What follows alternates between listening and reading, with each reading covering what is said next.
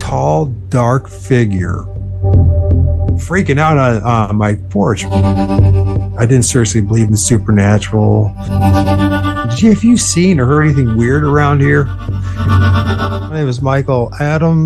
Some people know me as the Lord of O.R.D on YouTube. The reason why I got involved with Bigfoot. So in 2017,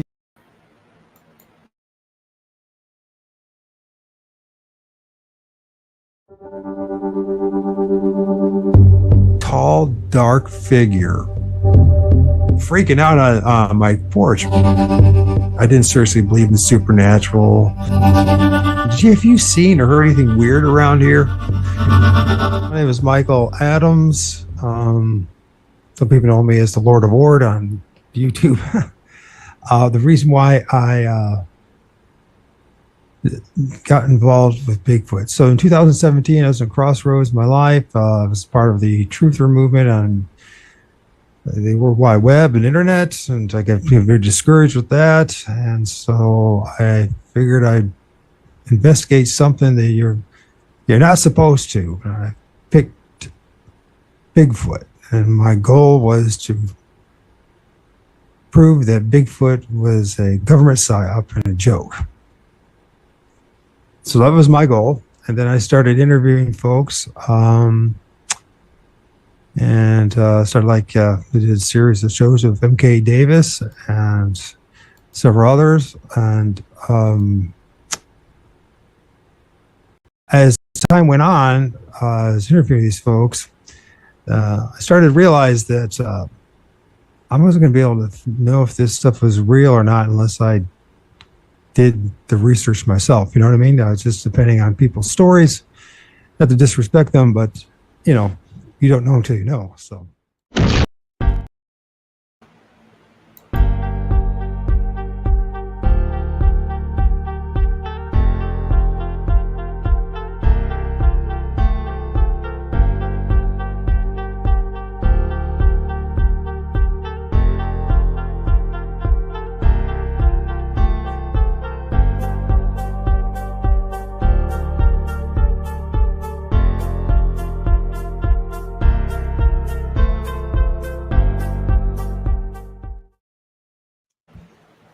Hello, ladies and gentlemen. Hello. Welcome to the LOOSH FARM. I'm here with my friend and researcher and the cameraman, Jack Riggs. Hey, thanks for having me tonight. Hello, yeah, everyone.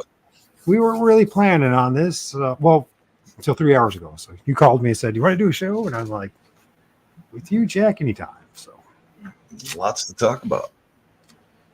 Look at all the people that showed up. Let's see.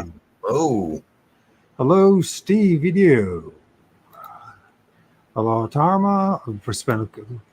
Hello, Julia. Is that what it is? Yeah. Hey, cameraman. Heather, Eric, Steve, Heather, Eric, Stump Jumper, Mid-South, Shannon, Grimmer. Probably going to miss a few of you folks. Don't mean to, but I can't do this. Julia, Debbie, Karen, Heather. Hey. Hello. Hey. We got everyone in Lee. Okay. And everybody else. So we decided that Jack, he called up and said, "Hey, man, let's do a show about Pareidolia." Mm-hmm. And I'm like, sure, why not? I always wanted to do a show about Pareidolia, help people distinguish between what Pareidolia actually is, scientifically at least. And there's a tendency out there in the Bigfoot community to misconstrue what Pareidolia is and some of the things that we're filming off there in the woods, huh? Right. Yeah, a lot of people seem to have questions about it. And it's been quite a strange week, hasn't it? Yeah, it's been a strange week. We were talking earlier about the attempted assassination of Mr. Trump. Yeah, how sad. And we'll be talking about that later on in this show, because maybe you guys didn't know this, but UFOs and orbs were filmed that day. It was. How crazy! How crazy was that? I know. And then you had the RNC, the Republican National Convention, which is really weird. I can't imagine ever spending any time there, but not that I'm in any side. Don't get me wrong. I'm not taking any sides in this. It's weird. But anyways, weird. I guess the actual, was it the big time wrestler dude, right? He was on there. What's his name again? I can't think of his name. I watched it too. Who's the big time wrestler guy?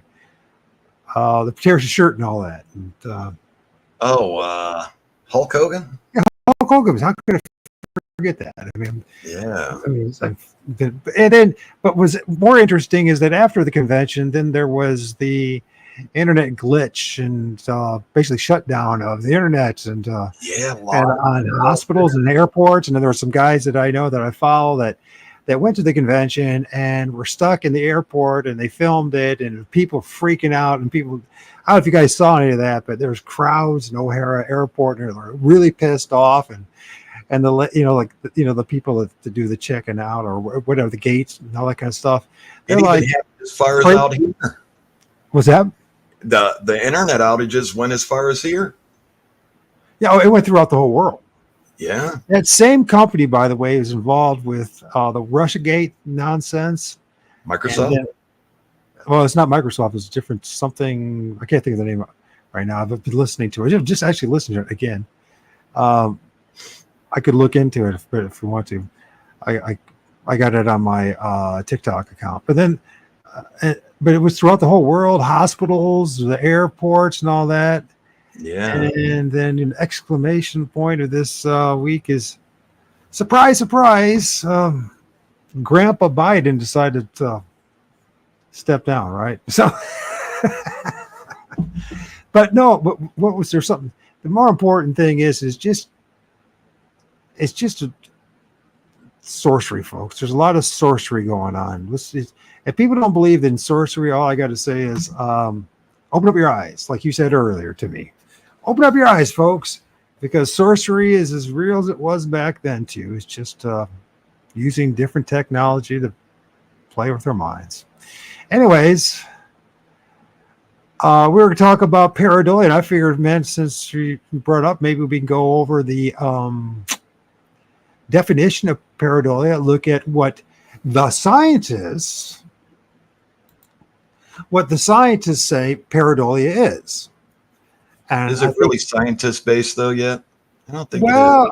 I think maybe. I don't know. Maybe, it's AI, it's artificial intelligence. I'm pulling it off Google, folks. So if you really want to get into the scientific papers and all that, then that'd be pretty dry and boring. But, watch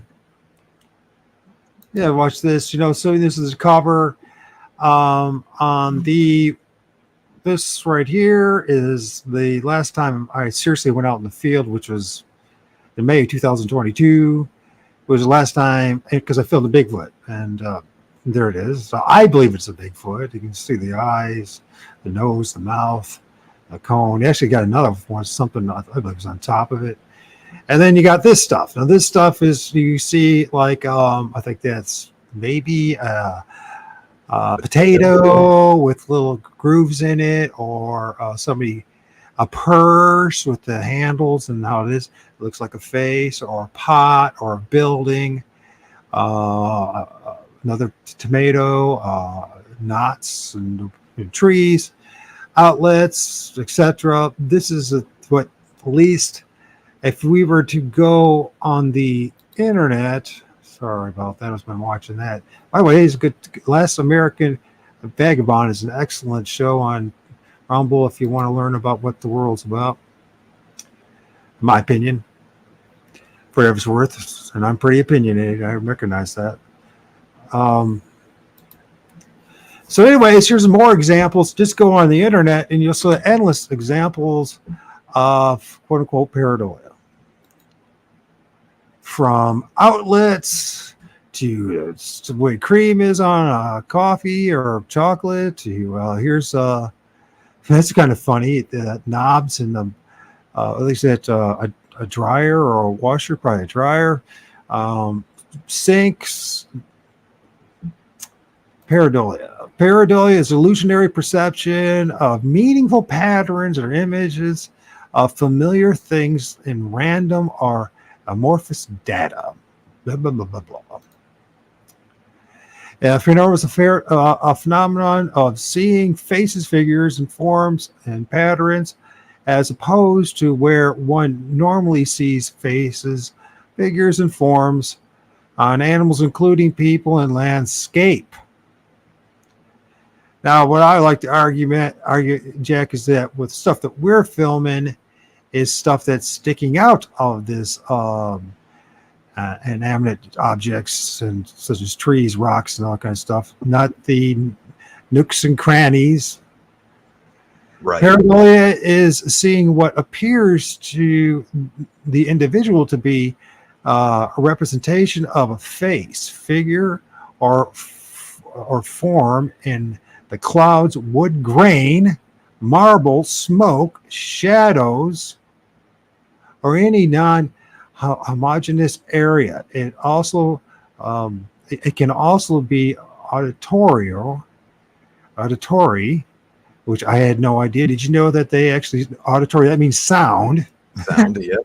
Which doesn't make any sense. Phenomena as in hearing of white noise or record played backwards that sounds to the individual as words or a melody that isn't actually there. Yep. According to them. So let's see, where else was this? Pareidolia, a face is more likely to be perceived as male than female. New study reveals.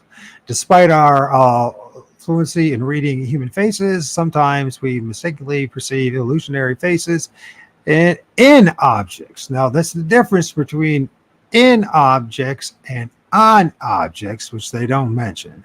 The phenomena known as a face pareidolia, as in a new series of experiments, researchers and laboratories of brain and cognition at the National Institute of Mental Health, the School of Psychology, University of Queensland, also have found that illusionary faces in once again, not on, in inanimate objects. This is really important to keep that in mind. Are readily perceived to have a specific emotional expression, age, gender. Most likely, the authors have observed a strong bias to perceive illusionary faces as male rather than female. Sorry, ladies. Or maybe it's just sorry to gentlemen, depending on how you see it. So if we go through this stuff and we look at the examples of what is a pareidolia, we'll constantly see, here's an example of a tree. And the way you say, wow, that kind of looks like a woman's figure, right? And it sure does. But that's a tree. Would you agree, Jack? Is that a tree? That's a tree to me. It's a tree. That's an example of pareidolia. What else? Oh, here's another nice example of that. Almost it looks like it's being mirrored of pareidolia.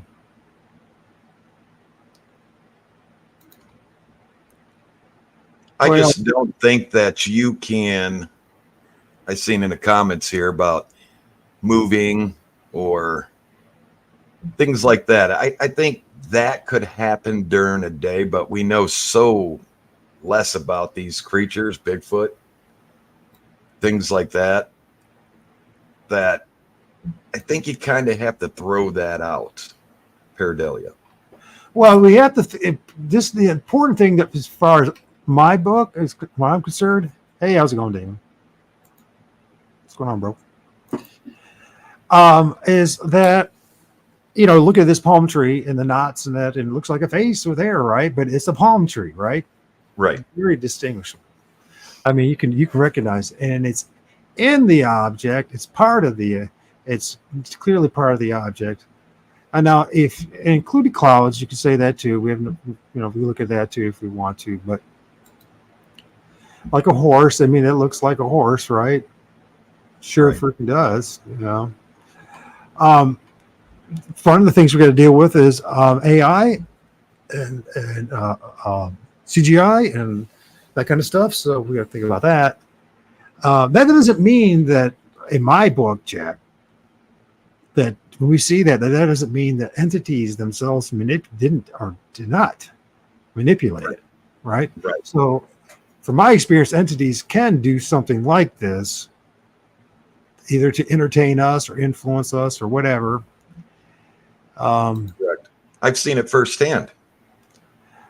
Yeah, so have I. I mean, here's one example of a deer, and I'm just like, well, you can't, if first of all, if it really did happen and these people saw it that way, it's so freaking cool. Yeah. Isn't I it? think some of those are AI, just for views. Yeah, this might be more realistic. Something like this camel was barely seek. I don't know if I can. Right. Do I want to blow it up? No, I'm not going to be able to blow it up. So, anyways, jump in anytime you want to, bro. If you want to, because I know you wanted to talk about this. But yeah, I think I tell you one thing, this stuff right here, and they'll say, no way, Jose, that it can't be. But from my experience, something like that. faces can manifest through clouds.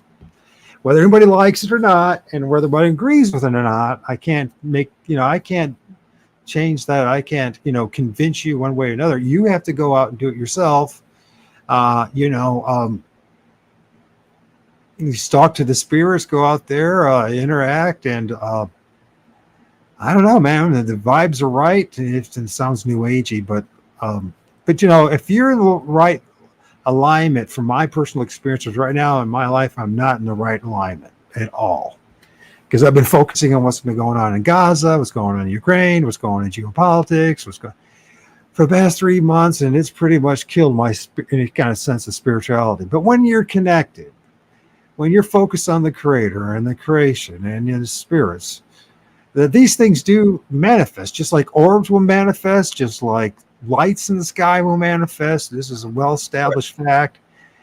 But you got to put the time into it, and most people aren't going to do it. So they just will not do it. Right. You know what I mean? Because first of all, they're going to feel stupid about doing it, I imagine. And secondly, it's, you really got to, but you got to be in the right space, Right. liminal space, if you think about it.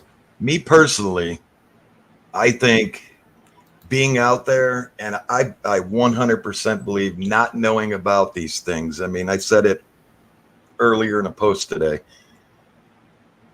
Every hunter that goes out, every researcher has their own ideas of what goes on. There's so little that we know about these things. We don't know. I mean, I've seen things blend in and a dark shade blend tree and then turn different colors, and me going, what? Am I just seeing things or what? And I think a lot of people, when you watch Bigfoot videos or still frames, or you're looking at pictures, I believe that you do catch them. What if a Bigfoot could use the leaves and manifest into a leaf, but still take shape of a human, or like a human figure? You know what I'm saying? Absolutely. What if they can? What's going on, Judy? Sue, what's going on? We just know so little of these things and what they can do. We know, when the light hits them, do they absorb our light? The other night we were out on the live hunt, and every time I turned the light in a certain area, my light would dim down. never had that happen before. I'd move it to the left, the light would go bright. Move it back to that object, and my lights would dim. Move it to the right or left, dim down, or light back up, and then dim down back on that object. There's just so little that we don't know. So is this just a way they name it pareidolia? So, when you see something, you go, okay, that's just my mind playing tricks on me. Right. And they just name something because they don't want you to know, okay, that's real. Let's name it if they see it. So here's an example of one of the spirits that I filmed in the woods. And you guys can see the eyes and this shadowy being. It's getting a little pixelated. I mean, if you want to believe that's pareidolia, but that is not part of that tree. Remember, It says it's in it. It's in the object. Pareidolia is in the object. This is on or projected on the object, or it's in front of the object. And what I argue is when you're dealing with force spirits, beings, you are filming something that's in front of an inanimate object, usually trees, branches, leaves. The only way you're going to know if I'm telling you the truth is you're going to have to go out there and do it yourself. Right. It's the only way you're going to be able to, and then you're going to have to do, because, or you take my word, and I say don't take my word, go find out for yourself, because that way you'll know for sure, and then you'll have knowledge instead of, just somebody said so. Right. I mean, I'm a nobody, right? So, well, we know. Seems like we know less and less about these things because a lot of people have inputs, of their experiences. I think that we need to, categorize it and look at the big picture, because I'm telling you, these things, some things, I think my mind's playing tricks on me out there, but I can tell you, after reviewing it, watching something move and then stop and go, where'd it go? And then getting back and, somebody sends me a picture. It was right there. And it's like, man, I just questioned that too. So can these things blend into their surroundings? Can they mimic a tree or blend into a tree? I mean, like I said earlier, I seen a face in a tree on a thermal,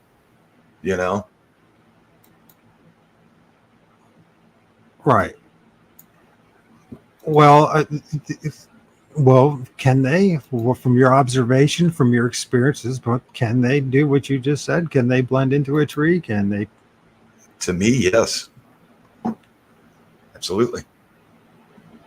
We see ghosts and they just walk through walls. At least my ghost that I had an experience with, I had an attachment for about 6 months and it was horrible.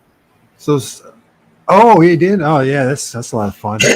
We'll talk about that in a bit. Stump Jumper asks, mountain ranges and hills named because of their shapes, is that considered pareidolia as well? I mean, yeah, and because here's the thing about, so there's this whole thing about the giants of old and the flood and all that kind of stuff, and I can't remember what they called now because I studied that as well. And there's a lot of stuff that does look like elephants and animals and dragons, and but the thing is it's an angle, right? And it's just an angle on that specific shot and the angle of that mountain. So I mean, Occam's razor would say, yeah, most likely that what you're looking at, because it is the object itself, right? Like the tree, if you see the knobs in the tree and all that, and it looks like a face, the odds are that it is pareidolia. Now, saying that, I can't think of the name of the guy, and there's other guys out there too, who have like these stones of, these, what do they call them now? It's not solidified stone something. Man, it's been so long. And I'm getting old and I learned so much stuff. I can't remember anything anymore. I can't remember any of the people I used to research and follow, but there's a guy out there in particular, I think he lives in Spain now, and he's been filming stuff that looks like hearts and organs of beings and all that kind of stuff. Is he right about that? I mean, I think that what it comes down to is one has to find out for themselves if they can. Right. If you can't, you can't. I mean, understand that, because I'm at that stage in my life where I'm very limited in what I can do. Yeah. But if anybody else can tell me what I'm saying. Yeah, I see that. It comes down. Karen said it comes down to frequency. Absolutely. And we worked with a lot of frequencies, still do. I mean, it's amazing what happens when you turn those frequencies on. You know, it's amazing what happens. And then when you turn them off, you know, it's amazing. We say frequency, is this some of the frequency we're generating, or the frequency that we're witnessing, or combination thereof? I mean, what are you folks? I think, to me, when I go out there, I take a frequency maker and I play all kinds of frequencies. You know, the frequencies known to man, they have a list, 0 to 1,000. But I think our frequencies, when we go out, depending on what mood you're in, changes. You know, say you go out into the forest and you're just having a bad day, and you go in there, you might have a bad time versus going in there feeling good. It's all about your frequencies.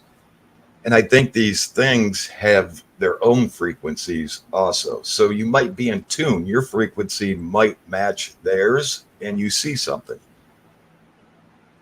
You know, kind of, I'll say this lightly, but, you know, we go out into the forest. You know, I question sometimes, you know, is it our frequency? Do we manifest these things? You know what I'm saying? I think we do. I personally think if I'm in the right quote frequency, which means I'm disconnected from what the world's doing, and disconnected to the geopolitics, and disconnected to the it might seem selfish, but I think for me, I have to do this. I'm disconnected what's going on in the terror is going on in the Ukraine, or in Gaza, or the politics, or Trump, or on television, and 99.9% everything's on the internet, and I disconnect from the crap I'm going through with my son's mother and all this stuff. You know what I mean? I get focused on whatever that is. And for me, what's worked in the past is if I focus on the Creator, or I call Lord of all spirits, or you can call it whatever the heck you want to call it, and I focus on that. I show gratitude. I get into the mood, and things just show up. They show up. Somehow they show up. Am I right about that? Absolutely. I think I am, from my own personal experience. Can I say it's going to happen to you guys? I can't say that. You got to find out for yourself. So, yeah, I like I said, I think it's a frequency thing. When you match that frequency, I believe you'll be able to see them. Love. So what is that frequency? She says love. I got a couple that I have saved that I play frequencies out in the forest right next to leaves, and watch the leaves start moving, and wrote that down. Another thing too that happened to me too who I was interacting with. So when I was interacting with that Choctaw medicine woman back in 2017, and I was talking to her and interacting with her, and somehow with her magic and all that, I think it contributed to the fact, because then I started seeing something similar to what you're talking about. I started seeing these spirits that would manipulate the branches and the leaves and make faces, and I'd be like taking my son to carry out or go somewhere, and I'll be driving. I'm just like, time stands still, right? It's just, or it slows down, and I might be in the parking lot, and I'm just watching this. And I'm watching say maybe some arborvitaes or something. I'm watching something manipulate that stuff to frickin' make it look like a face, and I'm like, there's no wind, there's nothing blowing it. What's making that happen? Right. That was a really bizarre experience for me, and whether anybody believes me or not, and once again, hey, I don't blame you if you don't, but I know what I went through. Yeah. And it's pretty shocking. You know what I mean? Of course, Right. at the time, I was really religious and Christian side type of things. So they kind of everything was a demon, right? And but now through time and experience, I'm just like, I think we're the demons, and we don't know what these things are. I think we're the demons. What I mean is the acts that we do as human beings. I can't think of anything more demonic. You know what I mean? Honestly, I mean, these things that you and I have dealt with and interact with, has anything, I mean, let's go back to this, what you were talking about, the hitchhiker. What was that experience like? Was there any harm done to you in the long run? Yeah, Or it was was it horrible. okay? Tell me about Yeah, it. absolutely there was. It was horrible. It was the most horrible experience I ever had in my life for about 6 months. This thing scared, excuse me when I say this thing scared the shit out of me. And it would show itself in weird effing ways. I'd be standing out back, letting my dog out, and this damn thing would pop up on the corner of my garage and fence line, and then look around and then show itself. And, I'd see this thing and be like, you got to stay out here. And then it would wake me up and show itself walking by my doorway. It was crazy. So were you seeing like shadowy beings or figures? What did it look like? It looked like a Bigfoot. No, it was like if you took me and blacked me all out, that's what it looked like. Except when it showed itself to me as a guy. I was laying in bed for some god awful reason. I woke up and was looking at the doorway, and this thing came up the steps and walked through the house right past the door, like towards the living room. I got up, I ran, turned on the lights looking for this thing, and nothing, man. Nothing. So that's one of the things that which, that's a little more anecdotal evidence. But I think it's important based on your own experience that when we're out in the woods, we're not like solely dealing with quote unquote Bigfoot at all. In fact, I think Bigfoot is the rare exception.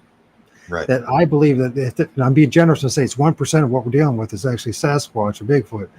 I think we're dealing with more things, like this is an example of an entity that I filmed. It looks very human-like. Show up right or not, but you can see it's almost like got a hat on his head. You can see the eye and shadow. It's all pixelated now, but you look at it closely, and that's popping out of a tree looking at me, and I'm in the woods, right? And I'm looking at that thing, and that ain't a Bigfoot. No. All right. And these are the type of things that I believe that follow us. Although when I had that experience in 2017, and especially in December, and then, I mean, I saw what looked like a Bigfoot manifest and pop out of a tree.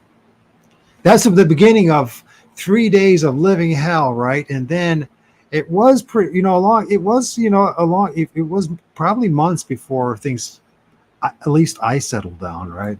Until I did. I mean, it was so extreme for me that I like went, I don't think I was giving good advice at the time, but doing the best I can. And it was like Dr. Erica Shepard, who's known for doing deliverance and all that.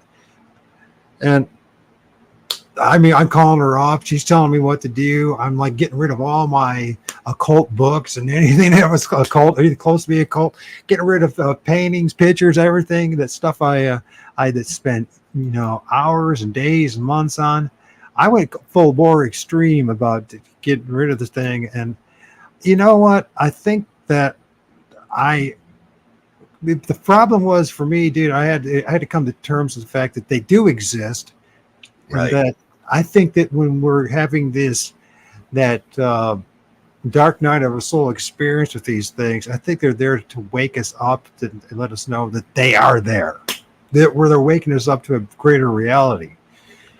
So when I say that they didn't, they terrorized me, they made my life miserable, but I think I contributed to that because I have my own ignorance. I didn't know how to deal with it. And I didn't, I was perceiving them as evil. when I settled down and I just accepted their existence, is that they're part of the reality. You know what I mean? The spiritual ecology, that the ether that's swimming and all around us. I just like, they're just there. They've always been there. There's nothing I can do. I chose to go look for them, and they interacted with me. Yep. You know what I You mean? decide to put on the glasses. Now you can never take them off.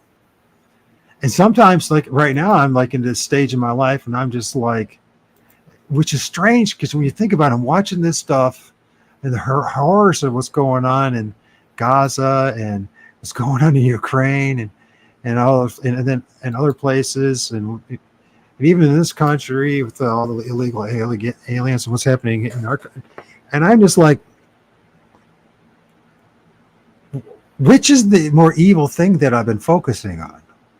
The past 3 months or this stuff that I didn't understand, because they look like monsters to me. They look like monsters thanks to Hollywood and what everyone else said, when in reality, they're like, listen, if the first time you discover a tarantula, you know what I mean? It's an ugly looking thing, isn't it? It could look like a monster, right? Anyways, so my point is, go ahead, man. Yeah. We believe in ghosts. Half the world's seen them. Now UFOs and aliens are just a thing, Well, okay, they're there. There's so much more, There's so much more. I think the government will soon come out and say that. I've seen documents on it. You can look up files, the government files, and see this stuff, and I think a lot of people are waking up to it and seeing these things,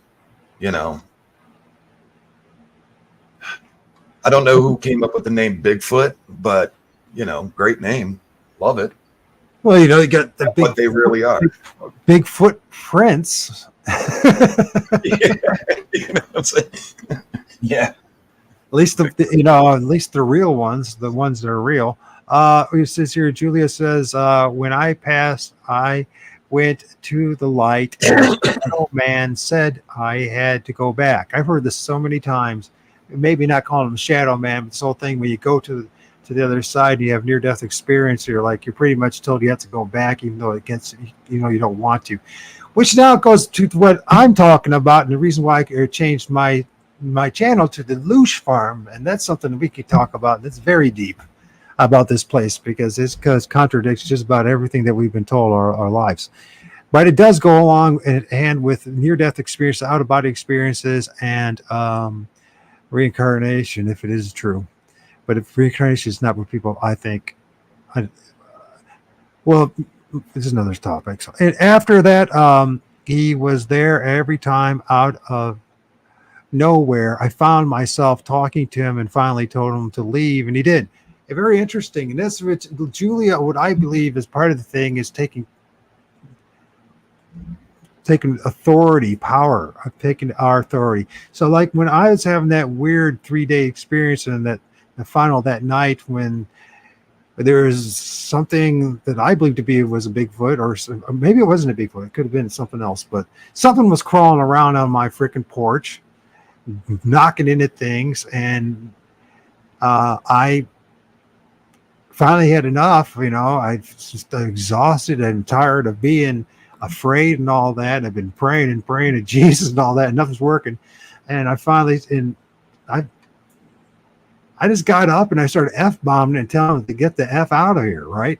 And what's funny is that when I did that, and by the way, it's like 5 feet away from where I stood up, because it was on the other side of the wall on my porch. Thankfully. And it started banging back and forth and running. And then with my buddy upstairs, he pulls in from the air base, and like 3:20 in the morning, and he sees this really tall dude in all black and a black hoodie. So it's a really big dude, and it looked like it's all the black hoodie in our backyard, right? And he goes after it, and I'm like, it wasn't a dude. It wasn't a prowler or anything like that. But he thought it was, a really big dude in a black hoodie, and Yeah. I would argue that it was one of the what we call a Bigfoot. Yeah. Got a conical head, looked like a hoodie. I've seen that before too, and and it was all jet black. Yeah. But interesting for him, he didn't have that sense of fear and dread. Yeah. So how much They'll follow you home, man. They'll come looking for you when you look for them. I think they're curious. I think they go, and that's before I jump to that one. Let me get to this one. Robin says, "How do you tell the difference between pareidolia and what you are actually seeing?" Like the last pic I sent to you. Look at. I say it's very hard to tell in pictures. I guess it's in the eye of the beholder. I got good at seeing what people send. When I go out and I see something catches my eye, moves, and then stops, see it go into a tree, I know I've seen it. It's all about adjusting your eyes, getting out there. That's why we go out ahead of time, and we stress to, we're always out there at least an hour and a half before we start filming. And, we'll either split up, gift, we'll do prayer out there, we'll gift, just walk around, get the energy to change, and pay attention to things. I stress that a lot. We get out, I say that during videos, get out there during the day, when you're looking. It comes natural for me, I guess, what I'm trying to say, after being out there for so long and seeing things move, and you know what you're looking at. Pictures, sometimes, like I said, it gets hard because you're like, wow, okay. But usually when somebody sends something, they'll timestamp it in the video. Like Sue's a good one. She'll send what she sees, the timestamp, and then you could actually take a picture and go back there and go, there you go. Right, and there's nothing too like this image of this entity that I filmed that you've seen before, and I still think it's a great one. In the middle of the day, you see it manifesting in black around this tree, or actually it's a telephone pole. Actually, that's what it is. And so, in my neighbor's yard, and believe it or not, and if we go back there now, there's nothing there, and there was never anything there. There's no. But at the time, there was a very large entity, very shadowy entity with almost like cone-like head. Might be the same thing that my buddy upstairs saw and that I saw too. Or if not the same individual, something maybe, I don't know if it's a clan or if it's like people talk about, or who knows how it all works. So they manifest, and you will start to figure out. And here's a good example what I'm talking about.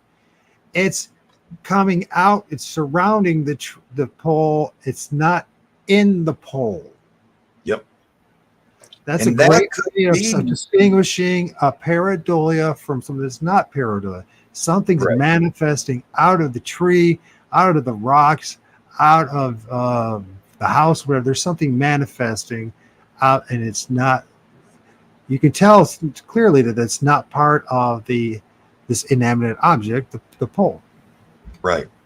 And, Mike, we send so many frequencies and frequencies colliding on this earth from cell phones, people's cell phones, cell towers, radio signals, energy through phone lines, moving parts, cars, engines starting, a jogger running, us just talking, everybody has a different vibration,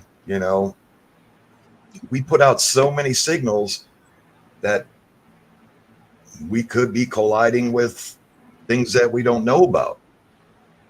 I always say, trust yourself, I guess, Robin. When you see something, trust yourself. Your brain's not going to lie to you, when you're looking at things. I guess that's the best answer. But, could that what you've seen, Mike, against that pole manifest because of two signals colliding, two vibrations, two, you know? Well, yeah, well, absolutely. Mine, from particular, because I was in that state. I was receptive to receive. You know what I mean? I was Right. willing to receive. I wanted to receive. I was interested. It was a time, and I remember that it was February of 2022, and so it was. Oh, I got a good answer for that one, Stump Jumper. So I was like really in the mood to witness, to see, and so I wanted to see. So I was, and they knew I wanted to see, and I was like, I was ready to see it, and that's so it happened. You know what I mean? But like right now, like I told you, like I'm totally dead. I'm like, so like we did the last show that once the last time, you know, I was showing something. I thought it was a face, and it turned out to be actually be pareidolia. That's how disconnected I am with it right now. Yeah. But when I'm connected with it, and it's the frequency, man. Yeah, I mean, I think it's desire. I think it's like, do you want to have the interaction? Do you want to have the experience? I mean, are you capable of even handling the experience? Because it's not what. And are you prepared? Are you willing to accept? And are willing to so say that your paradigm that somebody can taught you, and you say that how do I say this? So everyone tells you this is how it's supposed to be, and then you find out it's completely opposite of what all the experts in the Bigfoot community and everyone else is saying. Are you willing to accept that and go with that, or are you going to basically be allowed to be gaslighted and have everyone else tell you what it is, what you experience, so you figure it out for yourself? Because the entities that I'm feeling might not be anything that the entities that you're going to film or what Jack's filming, based on where you're at and everything. There's so many variables. But if you the entities that you film might look like freaking, you know, I don't know, stickers, who knows, maybe giant bugs. Who knows what they'll manifest as. Right. And that goes along with everybody has their, you know, each researcher, each scientist are going to have their own different experiences. You know, it's awesome when, you know, there's 3, 4, 5 of us out there and we're all getting the same thing. That's data. You know what I'm saying? There's no ifs, ands, or buts. We're all getting the same thing. It's something, you know, and another group can come behind us and go to the same area that we can't, you know, we're in, and may get nothing, you know. And that's where I'm trying to figure out if certain, you know, our wavelengths to someone else's, you know, is it a manifesting thing? Is it, you know, that's a hard pill to swallow, you know, manifesting. Yeah. That's it, manifesting, appearing. I think using the energy that's coming out of these trees is a way to manifest, to present themselves. Right. And are you prepared? Are you accepted to see something that doesn't look like a Bigfoot or a human ghost or a dog man or whatever? Are you willing to actually see the eyes? This is an example. I believe this is an entity manifesting out of a tree. You can see the eyes.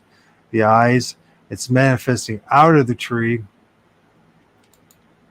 Yeah, you could say otherwise, but and I sensed it, felt it, and it was there, and it was popping out of the tree.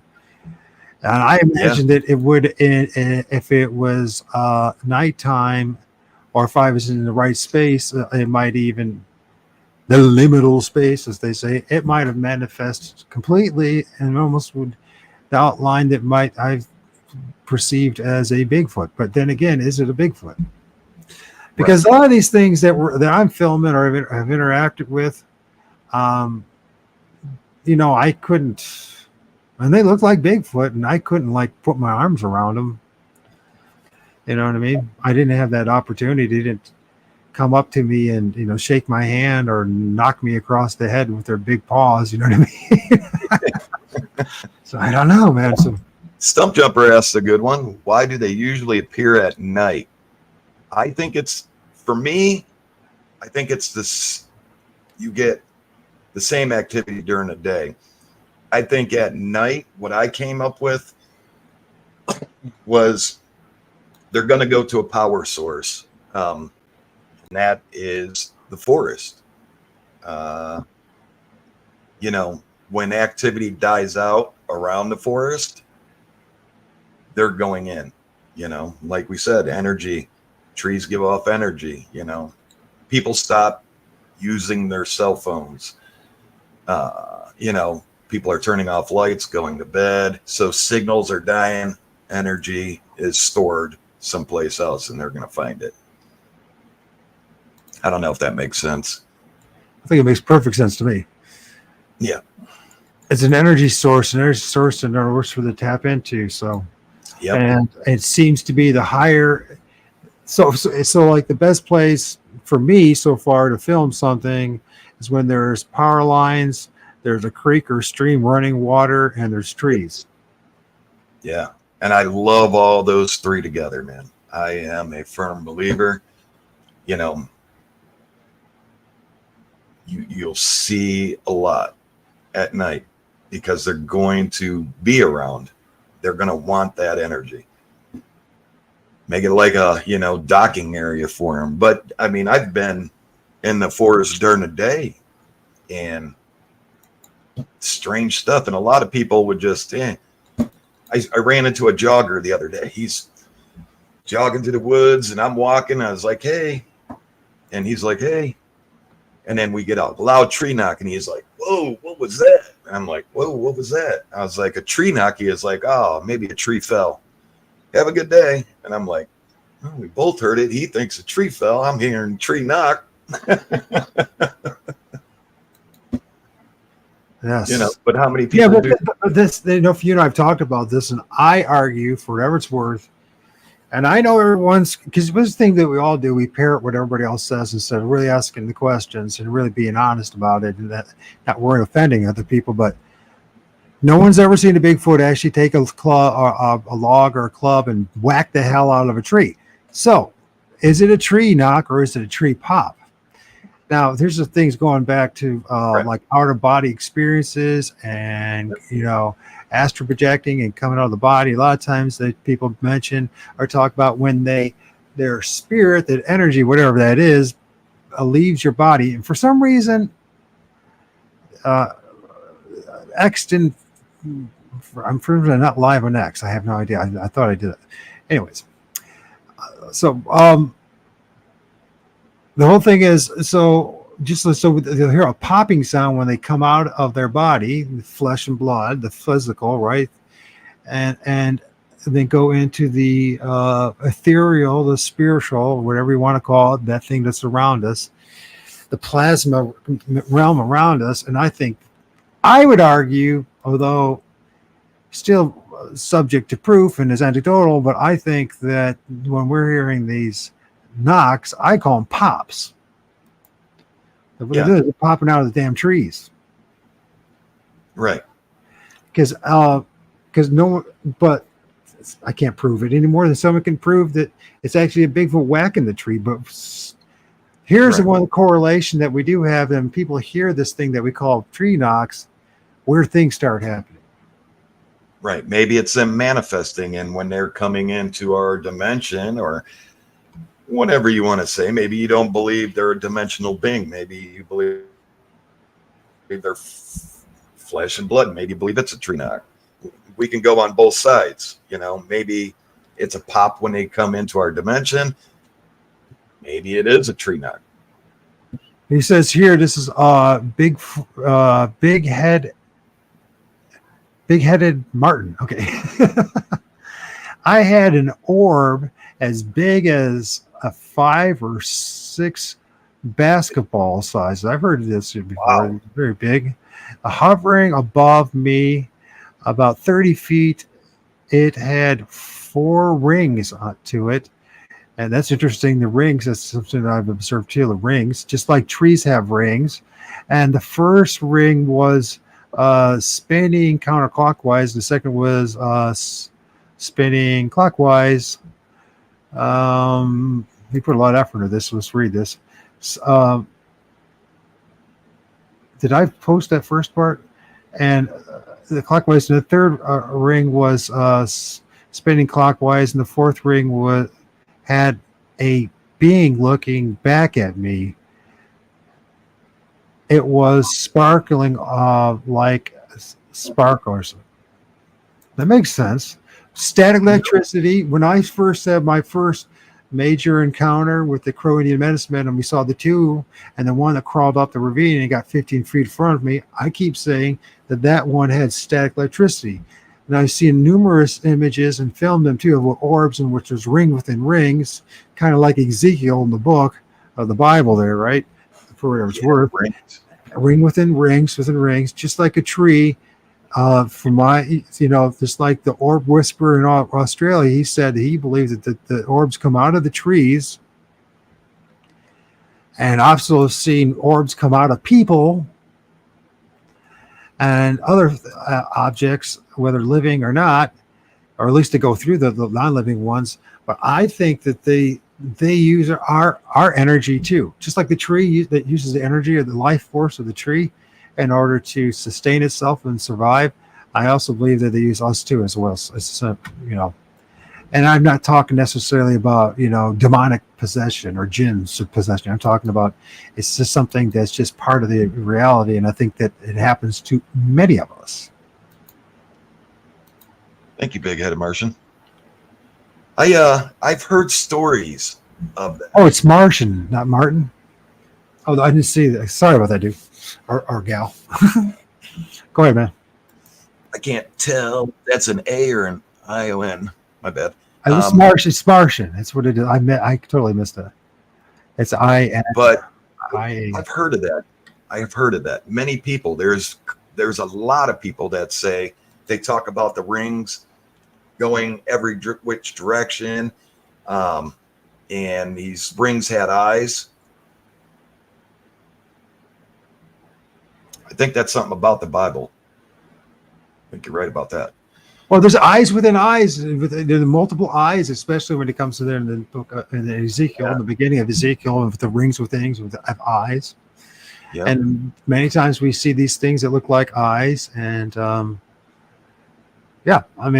is it pareidolia? I mean, listen, if you're not prepared or you cannot accept the quote unquote supernatural, which beginning of 2017, I wasn't ready for it, and at all. And I had to be hit over the head with a sledgehammer to even come to accept it, and be in freaking shock for months, 6 months to a year, right? And then when you find out the truth, folks, here's another part of the gig. You're going to be shitted on by everybody around you, right?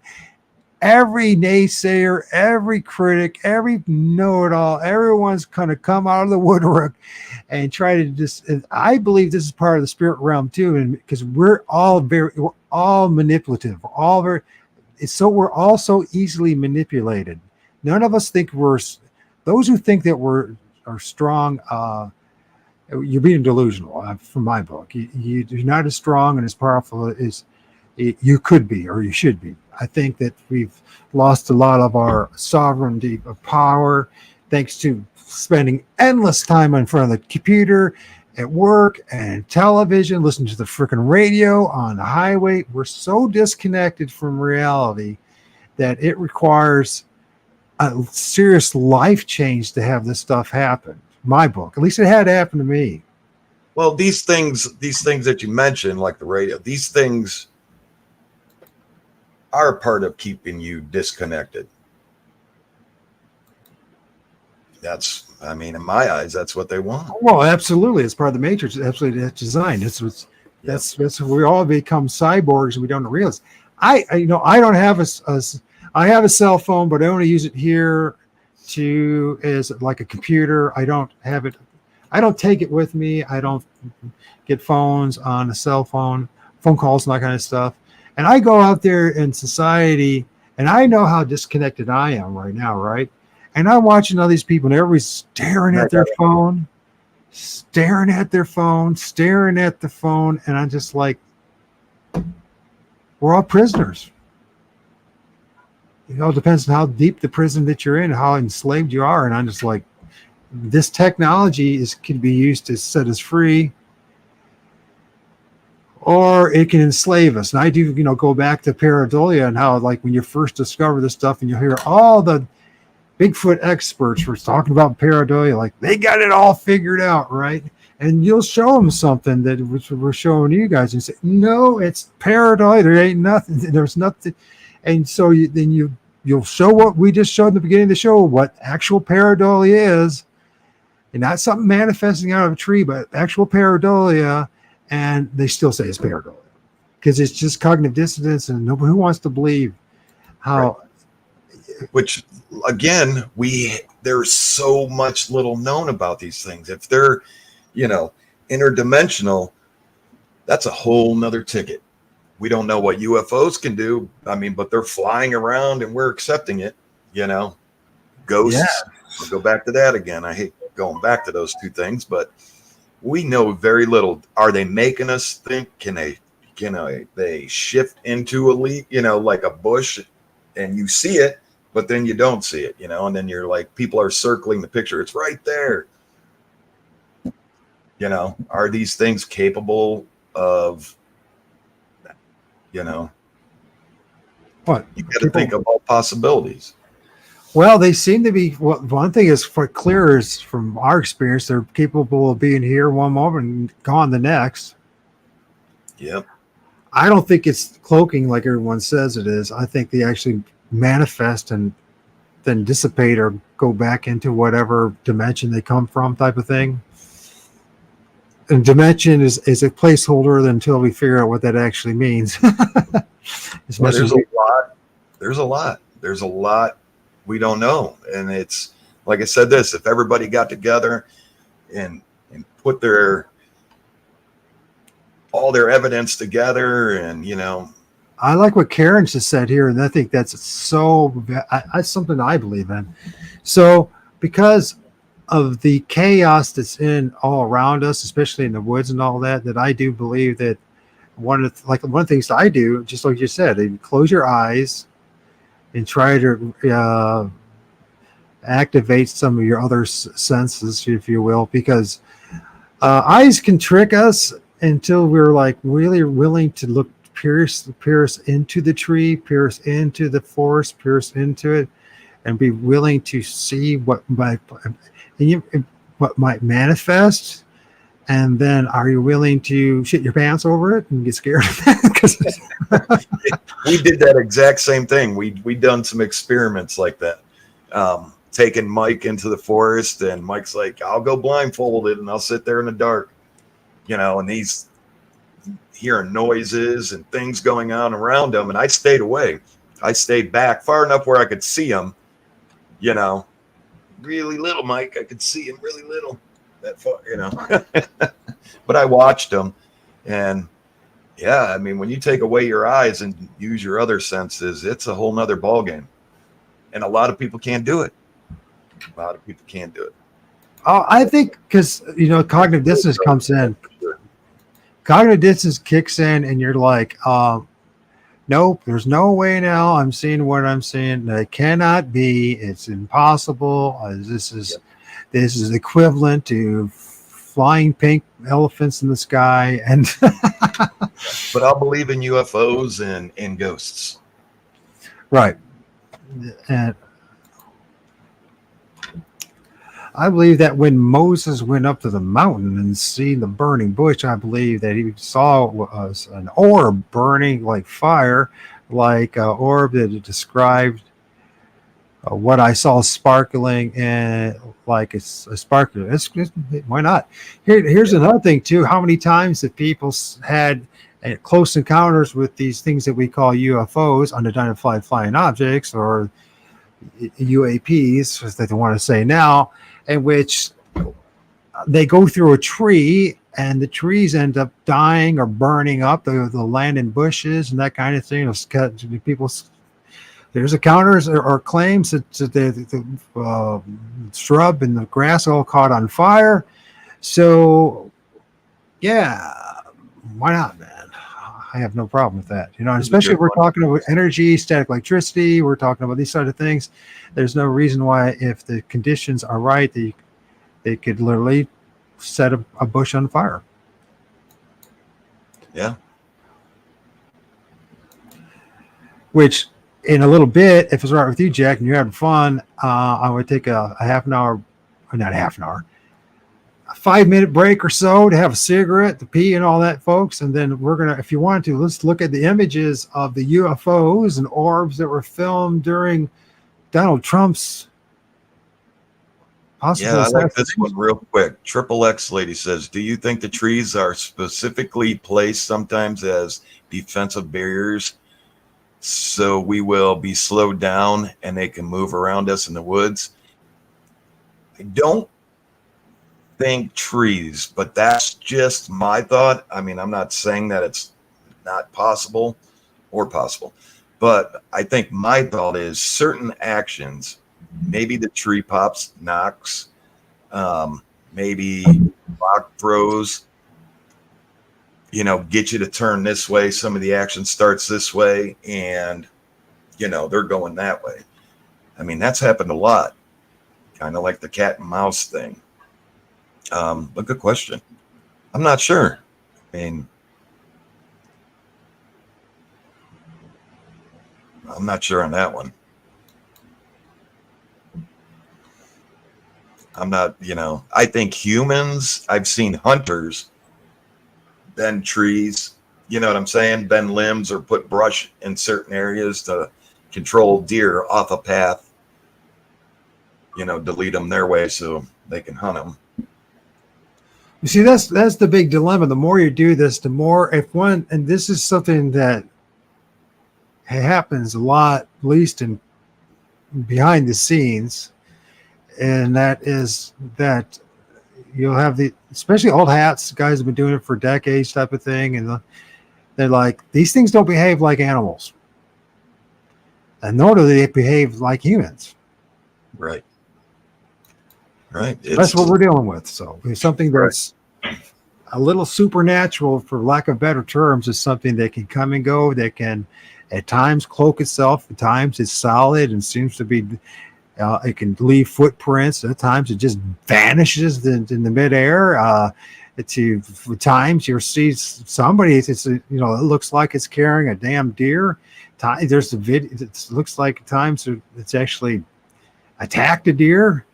Or guy says he saw it and attacked a deer, and there's no reason for us not to believe that it didn't attack the deer. But then the problem is, all of this is the evidence, the corroborating evidence. Where did the deer or the carcass, the bones, everything go? Right? Where are they eating this stuff? Their flesh and blood. Right. You know, because we're still dealing with these things, and we have to get honest about it after freaking 50 some years. It's more than that. A century of investigation, that we're dealing with something we don't. If you are materialistic, scientific minded person like I used to be, because that was what my field of discipline and study was, environmental science and management. And although I wasn't the greatest of scientists, I still had a scientific background. I was conditioned in the scientism type method of thinking, this thinking that everything's physical and everything. But then the religious side of things is also, you know, it's spiritual and all that. But could it be something that's in between, or something that what's more likely is that we don't have the right terminology due to society, due to our own limitations, to explain what we're dealing with. Right? Yeah, I agree 100%.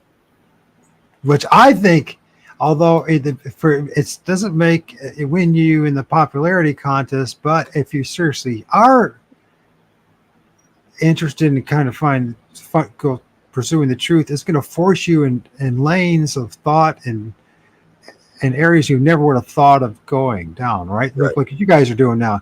You're combining the paranormal research along with Bigfoot research and getting different results. or closer. You get closer to, but it's closer to reality than the storytelling, and there's nothing wrong with storytelling. If that's what you want the storytelling, then that's great. And some people are good storytellers and researchers, and other people are good researchers, and a lot of really good researchers don't want to be telling you the stories. Yeah, I just want everybody to know the truth, man. Yeah, what you see is what you see. There's things out there in this world, whether you believe in Bigfoot or only ghosts. There's things out in this world that there's many of, and there's so much in those woods. It's so weird. And it's just, even, it doesn't have to be like a patch of woods either. It can be just like a tree line along a ravine and along a road. It could say, if you live out in the country and say that's in your front yard or your neighbor's yard or whatever, if you pay attention to that, you'd be surprised at things you might just find. You don't have to go 2 miles into the woods to have these weird encounters and experiences. And a lot of times these quote unquote tree structures, which we still don't quite know actually is doing it, as much as people don't like to hear that, there'll be a lot of them be on the side of the road in a ravine along a fence line. How did they manage to get there? Why did they get there? I mean, have you guys ever seen that or noticed that, like an X structure or a tree lead or something in the middle of, like, see, there'd be a fence, metal fence, and the other side is a farm field, and that tree structure shouldn't be there. You ever guys seen that? My very first tree structure that I saw with my son when we walked in the woods, we just walked in 10 feet and saw one that was about 30 yards into the woods, was a massive teepee structure that we walked into, right? My very first time going. It was on the edge of the woods. Yep. We've ran into, not a lot of those. I'm actually getting ready to go back into an area in August that I ran into 7, 8 of those. And I want to get back in this area to see if they're still there, if, they took place when I went last year. I said this before on video. All these places that we go to, a lot of them I have marked on, what happened last year and why we went last year to this area, what happened in those areas. We just don't go, okay, let's go to this area. We don't guess it. It's written down. And then we'll throw in some in the middle, but there's always a reason why we go back and then, 1 month and never go back till next year to the next month, that same month. There's reasons behind that, but 7 or 8 tree structures, teepee structures, makes you think wasn't human in the middle of the forest. And we're not talking like a mile into the forest. We're talking a couple miles into the forest where nobody goes. Right. So the point is that what you're saying and what I'm saying is that, would you agree? They're everywhere. Yeah. Just got to find them. Yeah. You just got to look. Just got to open up your eyes. They're everywhere. Yeah. There's a good chance there's something going on in the middle of your town, basically, or in the middle of the woods near you. Or there's, some of the best places that I've seen too would be out in the farm fields, because where I'm at, there's a lot of farm fields and they have these patches of woods. They're maybe 2, 3, 5, 10 acre patches of woods. Some of the best places I've ever seen of tree structures were in the patches of these woods, not in a big forest. But because they're in there, and somebody's farmer's parcel of land, it's in a patch of woods that the only time anybody goes in there is to hunt. It's like all of a sudden you go in there and it's, oh my God, there's like a freaking a gymnasium of these tree structures and all that. Yeah. So what is actually doing it is still the question that we have to be serious about when it comes to research is, what is it?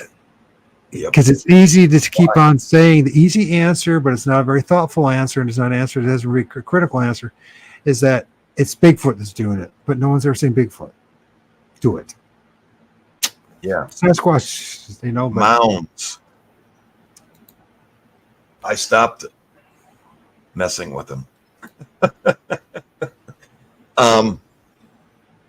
Reason why Ohio was a big Indian location. There was Indians everywhere. and we run into these mounds.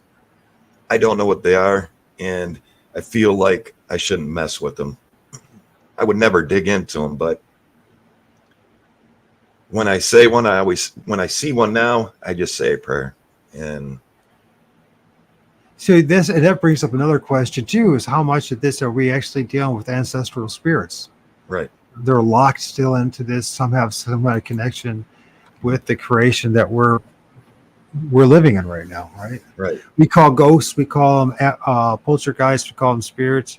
How many of that is actually what we're dealing with? And can we be okay with that? Yeah.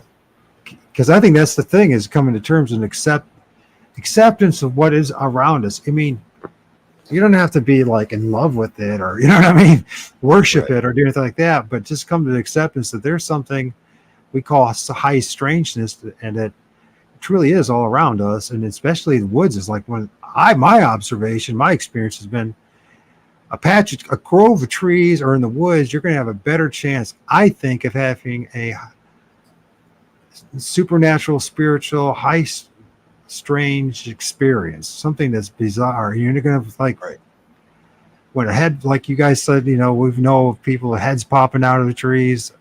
We hear things, rocks are thrown at you. Branches are thrown at you. I'm telling you, that rock that we filmed, it's laying on the ground. There's nothing around it. We're walking up. We see this rock. You remember that? And it just takes off flying. Yeah. That's scary, man. That's scary. Yeah. So you have to ask the question, what did that? Yeah. That's a scary thought. Is it just, Thank you, the instinctive, based on conditioning and educate, from the internet, it's a Bigfoot. No, I don't think that was a Bigfoot. No, but that's But the more you do this, the more you spend time, especially you guys, you're spending a lot more time in the woods than anyone is. And you guys are experiencing things, and you come out of the woods and you're like, I don't know what the fuck just happened, but something happened. And I know what it was. That was me and MT the other night, man. Something, I don't know. I hit something with the laser beam. It's, I want to say fur, skin, lit up white, took off. It looked kind of like it was floating. MT seen it floating, and all on film. I mean, I don't know. Fun stuff, isn't it? Is it okay if we take a break? If you don't want to, sure. I want to, folks. I want to have a holy water is good to carry with you. Yeah, there you go. Yeah, let's take a quick break and be right back. I'll play some music here. Let's play Karma Vulture. I like this. I played it many times. You'll see the video. Just relax, chill out. It's a good song, anyways. Yep. Let's do come up with more questions for us. Le Marada.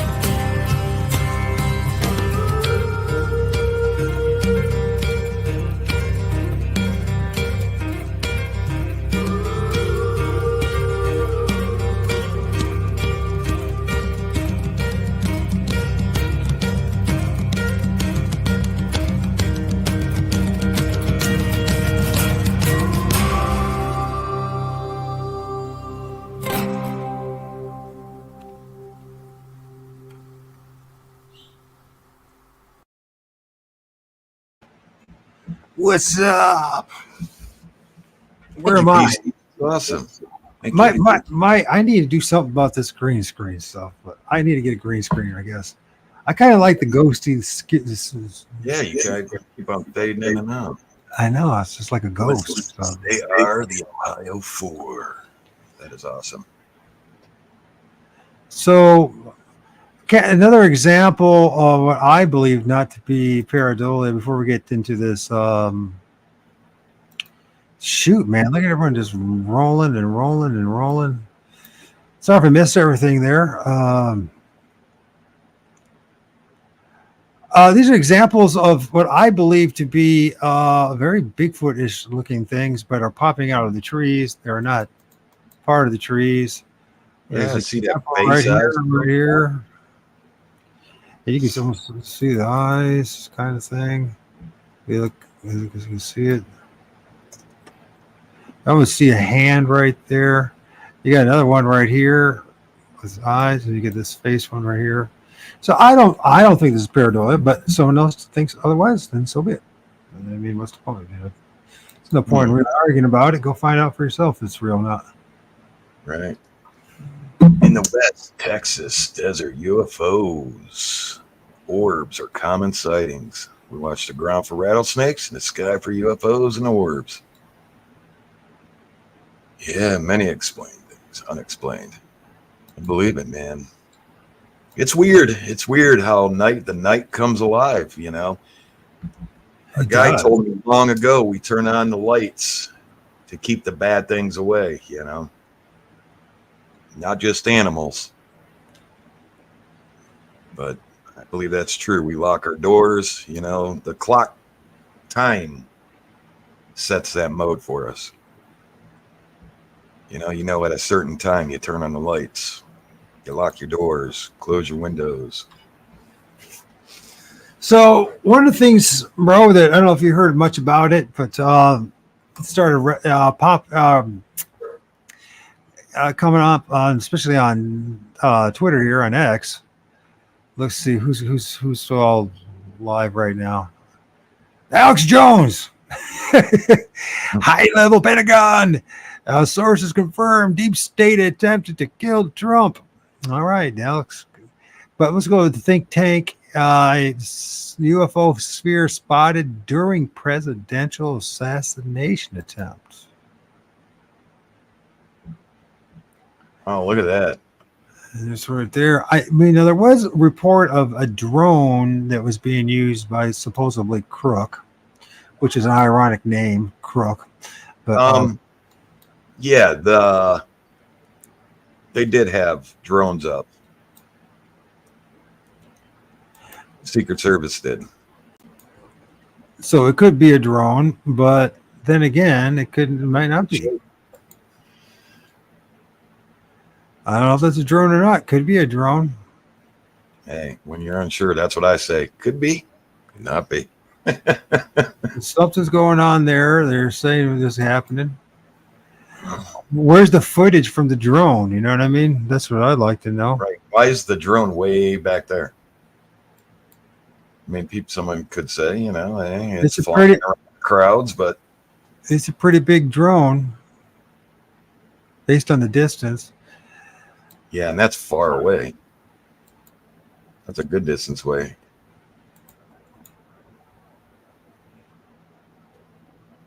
But see, if it is a UFO, we're getting comfortable enough, which 70s, 80s, even into the early 90s, people be like, yeah, UFO, conspiracy theory.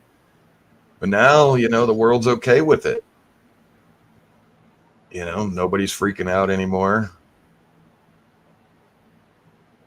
The government's okay with it. The government says, yeah, there's UFOs flying around. Why are they here? You know, that should be the question for those investigators, the people that investigate the UFOs. Why are they here? Yeah, what are they? That's even a better question. What the heck are they? Because it's easy to say they're mechanical contraptions, but that hasn't thoroughly been proven. at least for us, the lay person, the people on the, I mean, people have seen things that look like mechanical objects and that, but that doesn't mean that. Here's another example. Yeah, like the point in our researching is fast moving. So here's one of the things too: is it's very fast. It's extremely fast moving. So is it a drone? Why would they be using a drone that's this fast? Video of fast moving UFO during the attempt assassination. Trump. This is the iconic flag that a lot of people say looks like an angel or something, but when it was, why are they here? Why are UFOs here? Look at that. Bam, that's not a drone.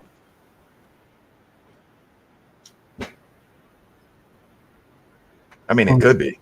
It's going back and forth, but you can see that it's, it could be. Could have been chopped it up, make it look faster than it is. I don't know. To me, it looks too fast the way he's playing it.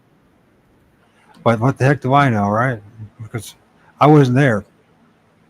Me neither. I'm at the point in our research, I want to know why. That's what I'm looking for off screen. When we're not filming, I'm looking for is the why is this happening out in the forest. So here's an example. There's no way it's a drone. 4 orbs and a craft. And of course, I'm not going to be able to blow it up, am I? I'm going to have to copy this. Sorry for this, folks. You're not going to be able to see this, but I'll do this. But you can see there's the craft, and then he's talking about there's 4 orbs, and there is a video out there of these orbs descending and moving. So here's another question. Why were the orbs in the UFO, if it is a UFO and orbs, why were they there during the attempted assassination of President El Trumpo? There's a lot of questions. The Trumpstar. The Trump card. I mean, is it the case that the cameras were in the right area? At the right time? It seems to be always the case. Yep. Now, this obviously has been messed with, so let's see if we can find it. That's why I say more cameras in the forest, more cameras. That's going to be the way. Yeah, and definitely the forest. I mean, you guys filmed something that looked just like an orb. Although, when it comes to the drone issue, it's going to become more and more of a problem, especially after the past several years of drone technology and how it's being easily used. And it's become more and more our lives, and this is just a reality of things. And so we're going to have to start thinking about that, be very conscious about the fact, are we filming a drone or not? Right. So this is this, and I filmed an object like this too, very similar.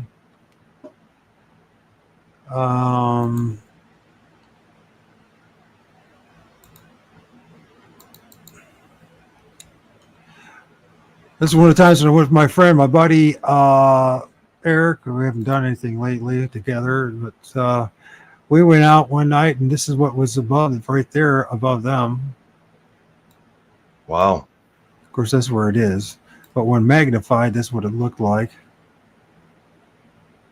Then we have this strange light anomaly too, which is not from the movement of the camera, but then we go to this thing, your classic kind of saucer-shaped thing. Now he claims these are orbs. These could be some kind of water on the lens, maybe. I don't know. Who knows? Only the person that took it knows. That's why, we all have to be careful. Even me, when I'm researching things, looking for if somebody had seen this, we all got to remember, everybody's opinion is man-made. You got to weigh things out.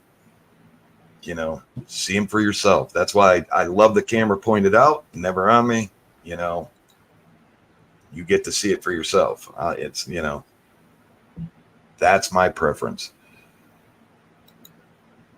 But even my opinion is man-made. And I, you know, when I say something that nobody else is saying, I always try to say, this is my opinion, you know, even, you know, even if the guys don't agree with me, it's my opinion. The guys might think something different, but it's just my opinion.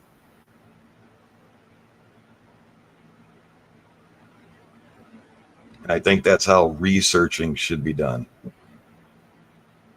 Just could be, yeah, it's just opinion until, and even if it's always going to be, we can prove it. That's right. Gosh darn it, why can't I prove it? So this guy, he's just moving it around, but I don't know what he's doing there with this. That's questionable. Oh.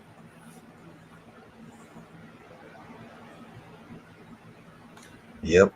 Yes, Karen. Yeah, some things it's hard to explain. It just off the top of my head, what my brain is thinking it was, you know, like if I say, oh, that was a orb. Maybe it wasn't. It's just my brain. It's one of those things, isn't it? It's always second guessing your experience because it's. Yep. What references do we have? You know? Yeah. I can't imagine, you know, back in 1748, you know, people trying to explain what they're seeing, you know, not knowing what UFOs were, but they're calling it a, you know, fiery dragon in the sky all lit up, you know. Now, this is an interesting one here. This is some objects were filmed in the sky. This one, if you pay attention, it looks like there's more than. Thank you, Karen. Right there. See that? Oh, yeah. Is it a plane or is it three orbs? What is it? It doesn't look like a plane anymore. It kind of disappears from two. Yeah, it's hard to tell. Now there's two objects.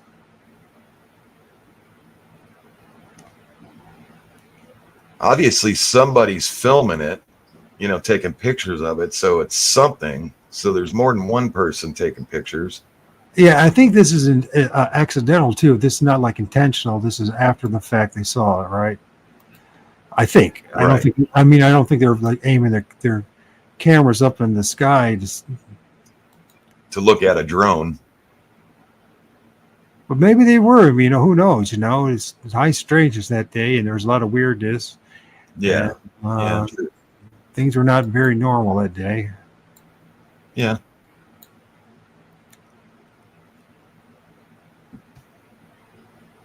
Do I want to? I don't want to see that.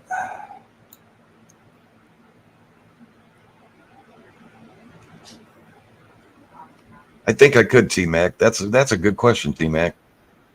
And I even question myself. I always say, if we stopped doing this today and we had to turn in all the evidence that we got and give it to a jury or the government, would it be enough for them to say, wow, you know, maybe not even cryptids, but say there's something going on in the forest, you know, with the portal video? Well, I don't even know if it's a portal because no one can say anything, you know. It's just what I'm calling it.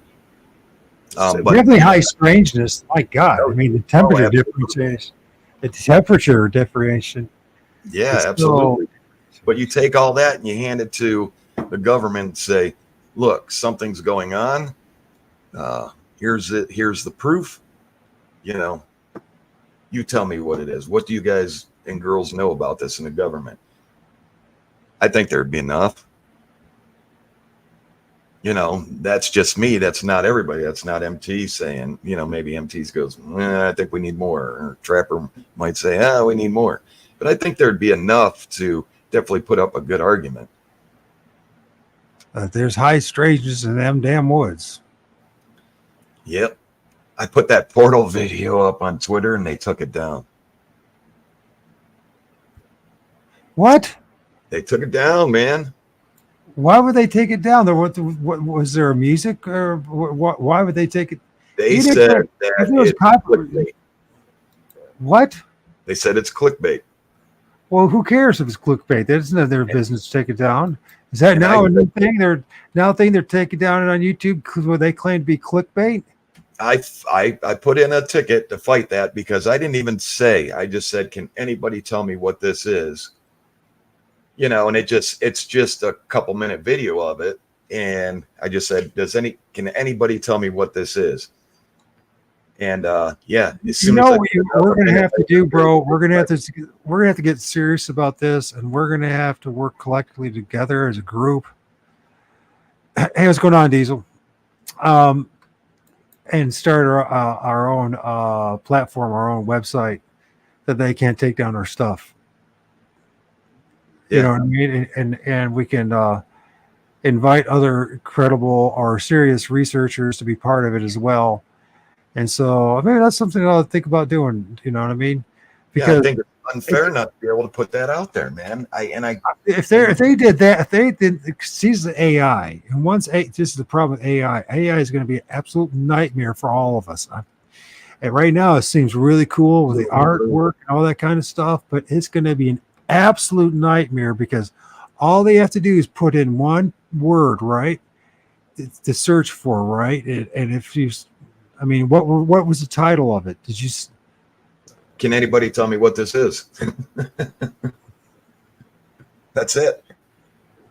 Was there like? It wasn't like I said. Was there a description that you said it was well, how come they didn't take our video? Take down our video. We were specifically talking about it as if it was a possible. Oh, I think they put a nail in it. I know they did for that. But I don't. They've demonetized me. I can't make any money. So that video, when it first got released, was spiked real high. I was like, yes, and then like 2 days after that, it plummeted and is just sitting there like this. No spikes, no nothing. So it's out of the algorithm. It's not even in the algorithm. It's just sitting. I think it's unfair that video is not put out there. I think that's absolutely proof of something. I don't care if it was a star anomaly, a shooting star fell, and we just caught a glimpse of the heat mass, or however, explain it. That's what I want. I want somebody to explain it. Well, there's definitely, it shouldn't have been taken down. Yeah. Well, I fought it, so hopefully they said it's clickbait. And hopefully I put in there that it wasn't. There was nothing in the caption, nothing. There's no way in 1 minute they could have watched that video. It's unfair.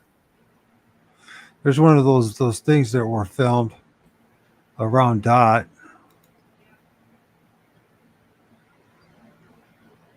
Oh, yeah, Triple X, you're right. AI is going to leave everybody. And I think that was done on purpose, for that purpose. Oh, it's going to censor the living hell out of us. It's going to be so hard to find the truth. I can tell right now, folks, if you got the money, start collecting a book collection because they'll be able to edit our freaking books as well. Yeah. Now you see that the people, the ghost writers for singers that had passed away, AI could take what those ghost writers are writing now and turning it into that person's voice, even though they passed away. That's crazy. No honor, and And here's the thing: of our experience the past 4 years, especially when it came to the scamdemic, they're gonna. If you challenge the official narrative, you'll be bananaed. You would be whitewashed. Or I know you will. It'd be shadow banned and blacklisted because that's what's happened to me for just challenging the official narrative, and so. If you were say if the thought police decide that they think that Bigfoot's bullshit, right? They can just say it's done. If anybody says anything about Bigfoot, it's false information, it's a lie, it's deception, and or whatever they're going to call, whatever they want to call it. And next thing you know, we can't post stuff anymore on the internet without it consequences happen, and it will happen, especially with the central banking digital currency and AI voice and face recognition, and the what is called the credit score system that they're going to have. They'll penalize you if you're talking about something they don't want you to talk about. Right. I know guys that they can't even get into their bank accounts because they post stuff that they didn't like. And it was true. It's a factual, historical, something very provable. And because it went against the official narrative, it's happening in the United States right now where they can't even get into their bank accounts. Right. Yeah, I mean, it's crazy. And T-Mac, you're right. He says, as we get more information, it seems like we know less. Or being able to put out the information, Which I think, as far as the human side, when it comes to the oligarchs and the controllers of this matrix, that's exactly what they want. They want us, just like the old police song, too much information running through my brain. And that's exactly what they want to do. But information does not mean knowledge. It just means information. So we can regurgitate a whole bunch of whatever somebody else wants us to parrot, but that doesn't mean that we know the truth. You know what I mean? And it's real. And then we have to ask ourselves about this creation in this world. This becomes the LOOSH FARM thing. What kind of creation do we live in where there's so much confusion, so much speculation, so much guesswork that you're just like, what kind of place is this? Yeah. That designed us with a mind, acquisitive mind, to ask questions. We got to design. The body's terribly designed for this creation that we live in. If we're honest about it, 5,000 and going genetic defects.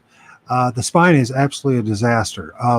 Our bodies we're not, I mean, you're out in the woods all the time. Look at all the things you need to wear, put on, boots, boots. Even if it's say we go 200 years when there were indigenous people walking around, it's still, although they had, you had huge calluses on their feet, and for one thing, huge, stuff that you can't even imagine. And then on top of that, it's just like, the fact is, like a Bigfoot is, what we know as a Sasquatch is designed to live in this creation. We are not. We need clothing, we need shelter, we need all sorts of things in order just to survive the elements. Yep. Yeah. What if they're curious and coming out, out of their dimension, looking at us going, what are they? I think so. Or maybe they're coming out and they're saying, what the hell's these are some screwed up things. They're some strange creatures. You know what I mean? Right. Yeah. We're not able to, if you think about it, if we had no stores and we had no weapons, we would be plant eaters. We couldn't chase nothing down. We can't catch fish with our hands. We can't swim as fast as fish. We're not going to chase down a deer. You know what I'm saying? It's just that's a very good question. Where did we actually come from? The spark of life for human beings. Because you say it's Africa, is that the case really? There's a lot of, at this point, just like every other thing that it ever told us, as it's been challenged, it gets, the history keeps on being rewritten by the victors. So in 100 years, they're going to say probably life came from Antarctica or whatever. You know what I mean? Or came from some island and stuff specific Pacific. I can never say that word. And you know what I'm saying? So, what is the truth? We seem to be like a cross between, like that we lived in like a forest / maybe fish eating type. Not, how do I say? No, that's not even right. Where did we come from? We're designed terribly. And you say about plants, then think about that. Like our brains is 90. It's like the vast majority of it is just cholesterol. We need lots of fat for your brain to function properly. Yeah, and our body's 90% water or whatever. You want to say? Yeah, I mean, say that we couldn't start a fire. Say that we had no possibilities to start a fire and no possibilities for weapons. We would have to teach ourselves. We would have to hibernate in the winter. Plain and simple. One thing for certain, there could not be 8 billion people in the world because of it. So, yeah, I mean, what if they are? What if their dimension, they're looking at us just like we're looking at them? I think they're the ones doing the looking, and we're just getting sneak peeks.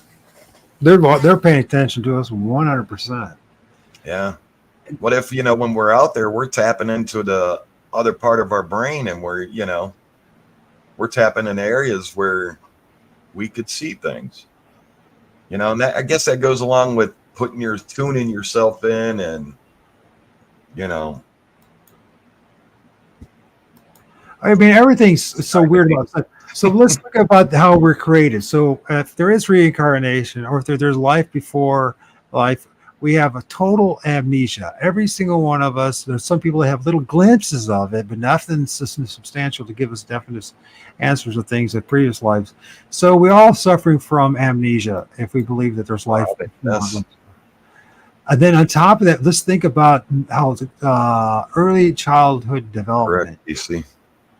Early childhood development in the first 7 years were so pliable. This is the reason why religious folks and people in cults and all that want to get you the first 7 years of life. The state wants to, because we're like a sponge. We suck up everything, but we don't understand. We can't. There's no critical thinking. We just suck up anything.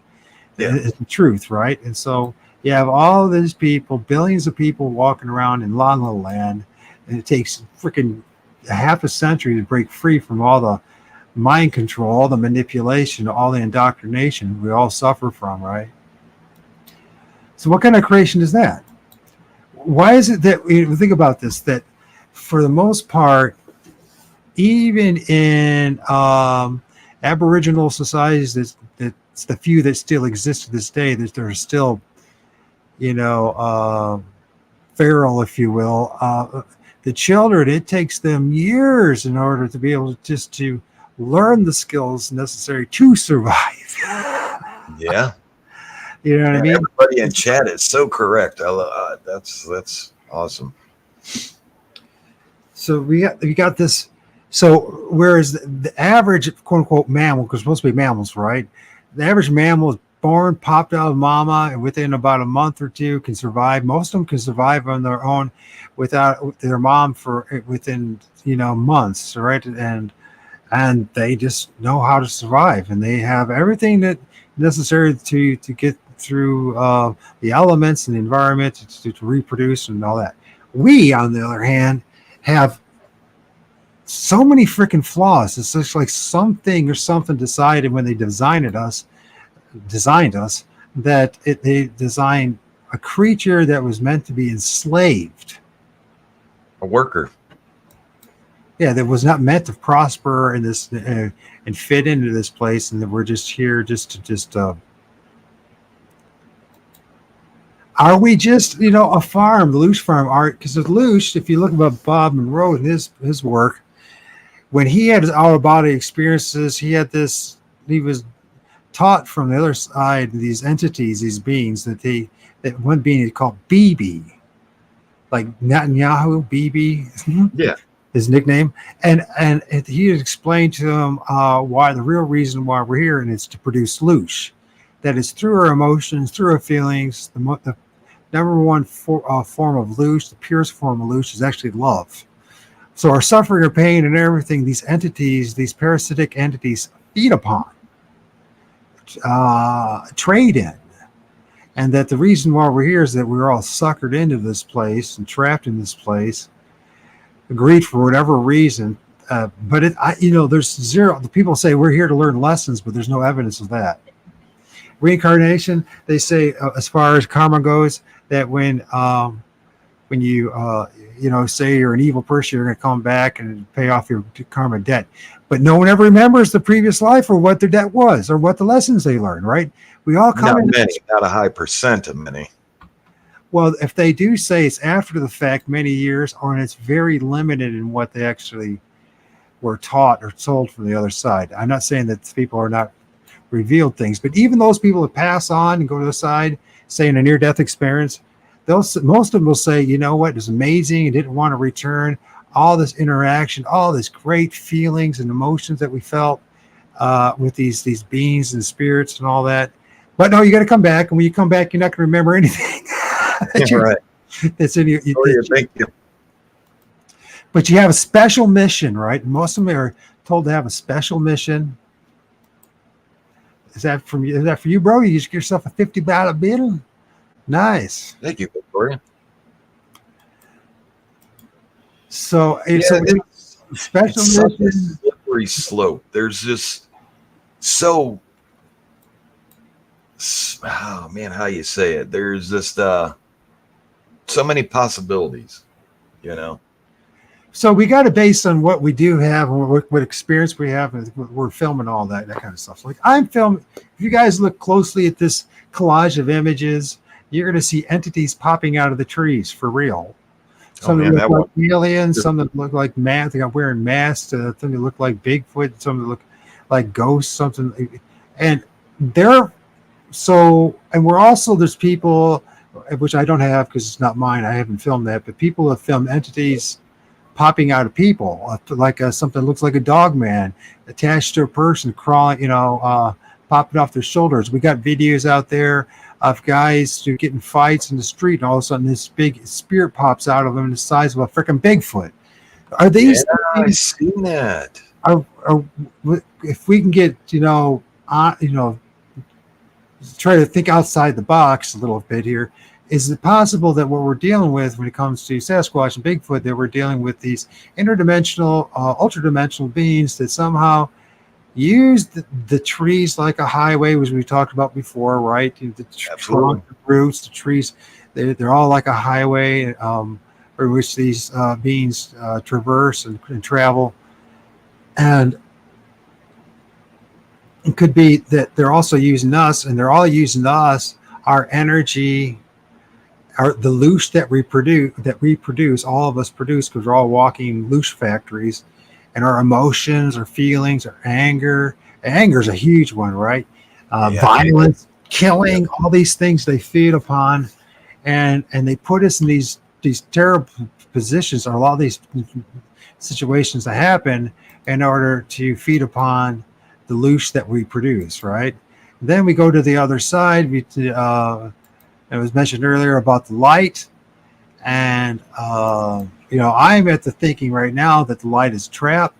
When we follow that light, it leads us right back into this place again, or something similar to be recycled in this place, in which we go through another round of suffering and pain to produce more and more loosh.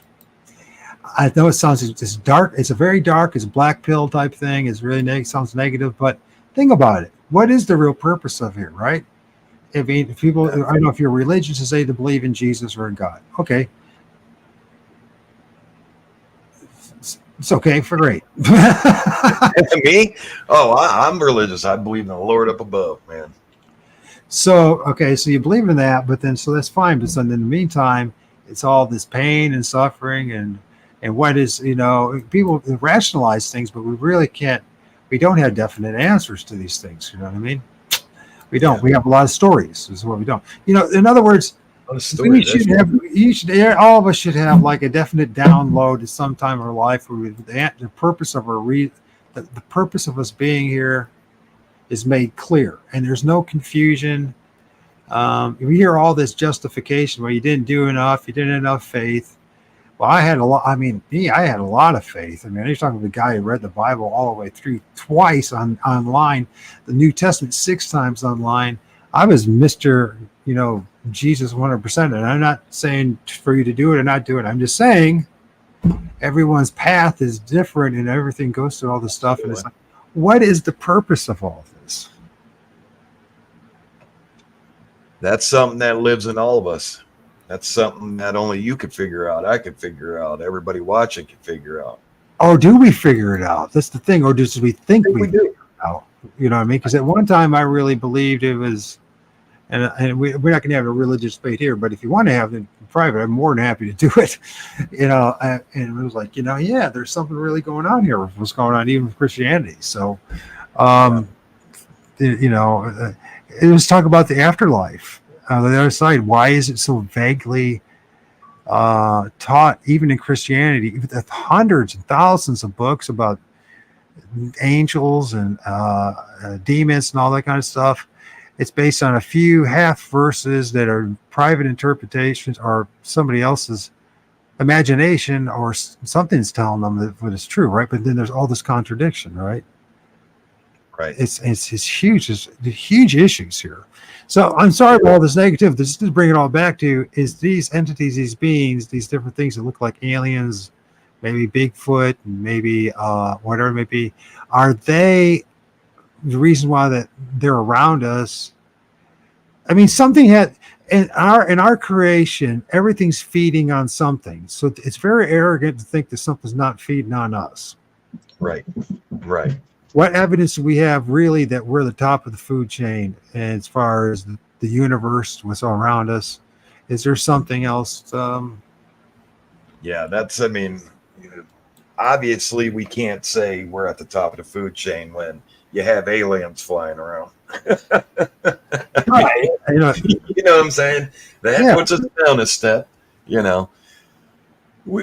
Us as humans, we want to feel like we're and by the way, I am not I am not confused about Jesus. I really just one of those things. If you want to talk, I mean, I can tell you what the real story is, but you'll hate my guts, so I don't want to. Yeah. Another day. I'll call you in. We'll talk about that. I love that. So, but the thing is, if even I know me saying that there's times when, because of belief system, right? This is where the loose starts raising, right? People get annoyed, get angry, get upset over a belief system, and we're willing to kill each other, call each other names, say all sorts of things. Yeah, that's why I really think, there might be a point to what Bob experienced on the other side, that maybe that's the reason why we're going through all this stuff, is because we produce all this loosh. Yeah. It's for these entities to feed on, and they trade in it, they live on it. And that's how they're harvesting us. Yeah. It's an idea, at least, but I haven't heard anything better yet. So, PC, real quick. PC, I'll pray for you, man. Hope it's nothing. What's going on? He says, just found out 3 days ago I've got a 2-inch mass in my chest, so I need prayers. Definitely pray for you, brother. God bless. Where's he at? Where's the message at? Let me see if I could show it. There you go. Yeah, show it. Right there. Well, let's pray for it, man. Let's just do it. What's the name? PC? Yep. Oh, Reverend PC. Hey, it's the creator, super God of super force, Heavenly Father, the creator of all things. If it be, make it happen. Yeah. Gosh darn it, God, make it happen. Yep. Make this mass thing go away and whatever's going on, and he'll PC. There's enough suffering, enough pain in this world. There's no need for this. Make it happen. Some people say you can't do this, but hey, listen, I have a right to demand it. Make it happen. Yep. Take it away. Take it away, man. If it's the name of Jesus, Allah, whatever it may be, if it's whoever you believe in, Reverend, and make it happen. And I mean that. Pray for everybody. Absolutely. Hello, man. God bless. I used to be soft with my prayers. I'm no longer soft with prayers. I've listened to all these experts, reverend pastors, priests. Everyone say this is how you do it, and I'm like, you guys are not being very successful with your prayers. I'm just going to just say it the way it is. I demand and grow, get healed. And he goes, who am I to ask that? I have every damn right to ask that and demand it. And so does everyone else here. It's not because I'm anything better or special than anybody. We all deserve better. Yes, we all do. Pray for y'all, man. I hope you make it. Chemo, man, It's a lifesaver, but and I watched my family go through it. Oh, there's, hold on a second. He's going through chemo and cancer. I'm gonna share something. Hold on a second. I'm gonna block myself and right back when you're talking to him, because this might be a suggestion, and this might be the answer to help. Hold on a second. All right. Yeah, thank you all for being here tonight. Bless.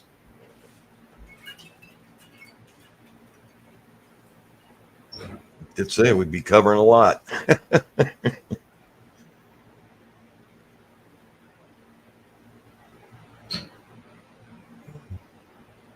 Yeah, it's weird to think we're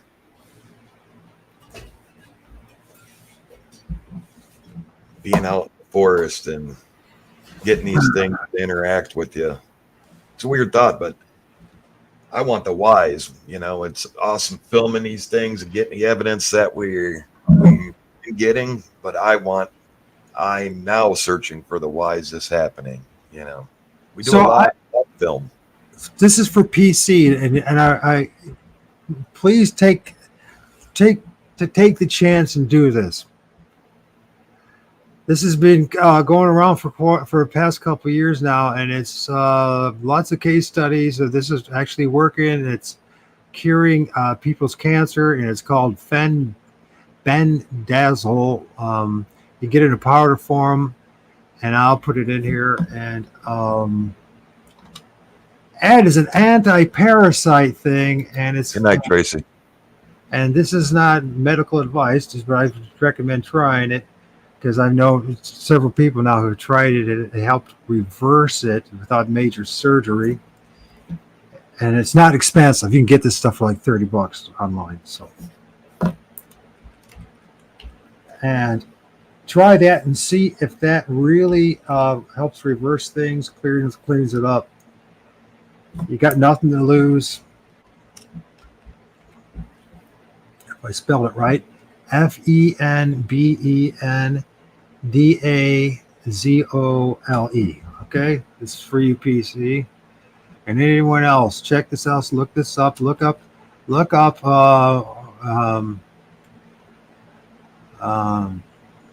And how it's treating people using it for treating cancer.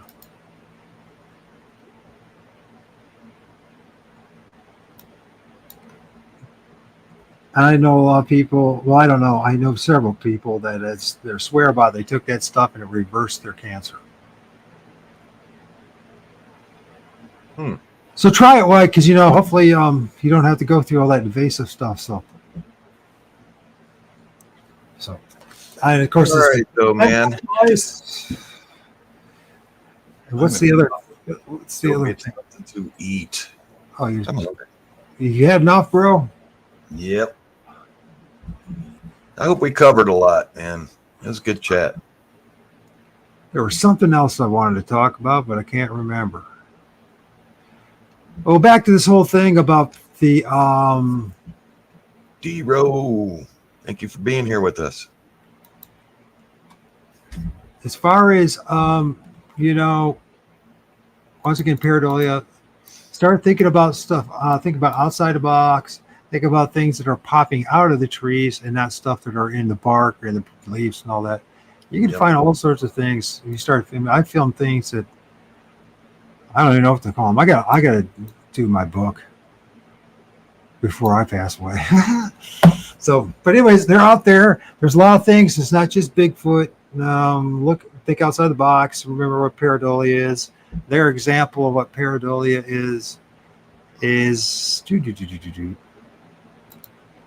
something like this. Yep.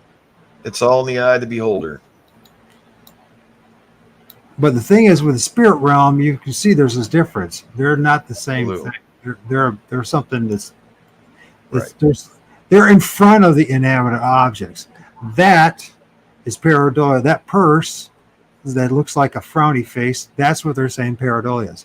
What that tomato or potato with its or whatever it is, basically it's a gourd or whatever it is. It's a little big for a potato, but it's a face, the pot, the building, the bark, The Socket. outlets. This is what pareidolia is. So when they try to tell you that this next to it is pareidolia, I argue, because I have it's on film. You can see it on my YouTube channel. I have a film. It's moving. It's there. I filmed it. It's jet black. It's right in front of the edge of the woods, and it's not there. It shouldn't. It's something else other than a tree. I agree with you. So what's new with you before we go? What's the new adventures that you got going on? I got a video dropping tomorrow at 7:15 p.m. Eastern Standard Time. This was the live hunt area. This is what went on the days prior to the live hunt we just had. And you'll see the reason why we went back there for a live hunt. You know, it's a lot of people say they want to see what we do when we're out there investigating, you know, not just the live hunts. They want to see what we're doing. This is kind of what happened to make us go back for the live hunt. So you'll get to see that, and you'll get a better day look of the area. So what was going on during the day, what happened that night, what led us to go back for the live hunt. So very interesting. What you guys are doing, and what I recommend as well, is keeping your mind open. Keep your mind outside. Try to get out of the box. Stop just expecting to see Bigfoot with other things. Start using other approaches. I mean, like for me to film stuff and get clearer images is during the day, whereas at night I get more like the eye shine, orbs, that kind of stuff, the shadowy things. But it's up to you what you do and how you do it, but it's just try different things. And, you know, and Jack has proven it, and others who've I've talked to try the same thing by putting your camera up into the trees. You're going to start filming things instead of always looking on the ground for footprints or for tree structure. Start looking in the trees. Yeah. Which I don't see a lot of the Bigfooters doing that. I know it's hard during, you know, the middle of summer. You got a lot of greenery in the canopy, you know, and you can't see high up. And I show that during this video coming up. I also point out too, which I got a lot of messages on. You guys are the only thing eye shine you're seeing is deer. Well, I do an experiment, and I had my flashlight on, and you can walk up on a deer with a flashlight. You can almost walk up to the point where you can see the body. They're looking at you. Most of the time we see deer and they're laying on it. They'll just lay on the ground, you know, baby deer, stuff like that. So you'll see the difference between deer eye shine and what eye shine we're talking about. So before you bail out on me, bro, let's talk about eye shine. So this is in a cemetery that I filmed last fall. I don't know, not 11 months ago. Now, in the very up in the sky, now you're going to tell me that's a deer. He ain't going to be no freaking deer that's going to be staring at you. Notice the cemeteries, what are they called? The tombstones and all that. Yep. See the trees.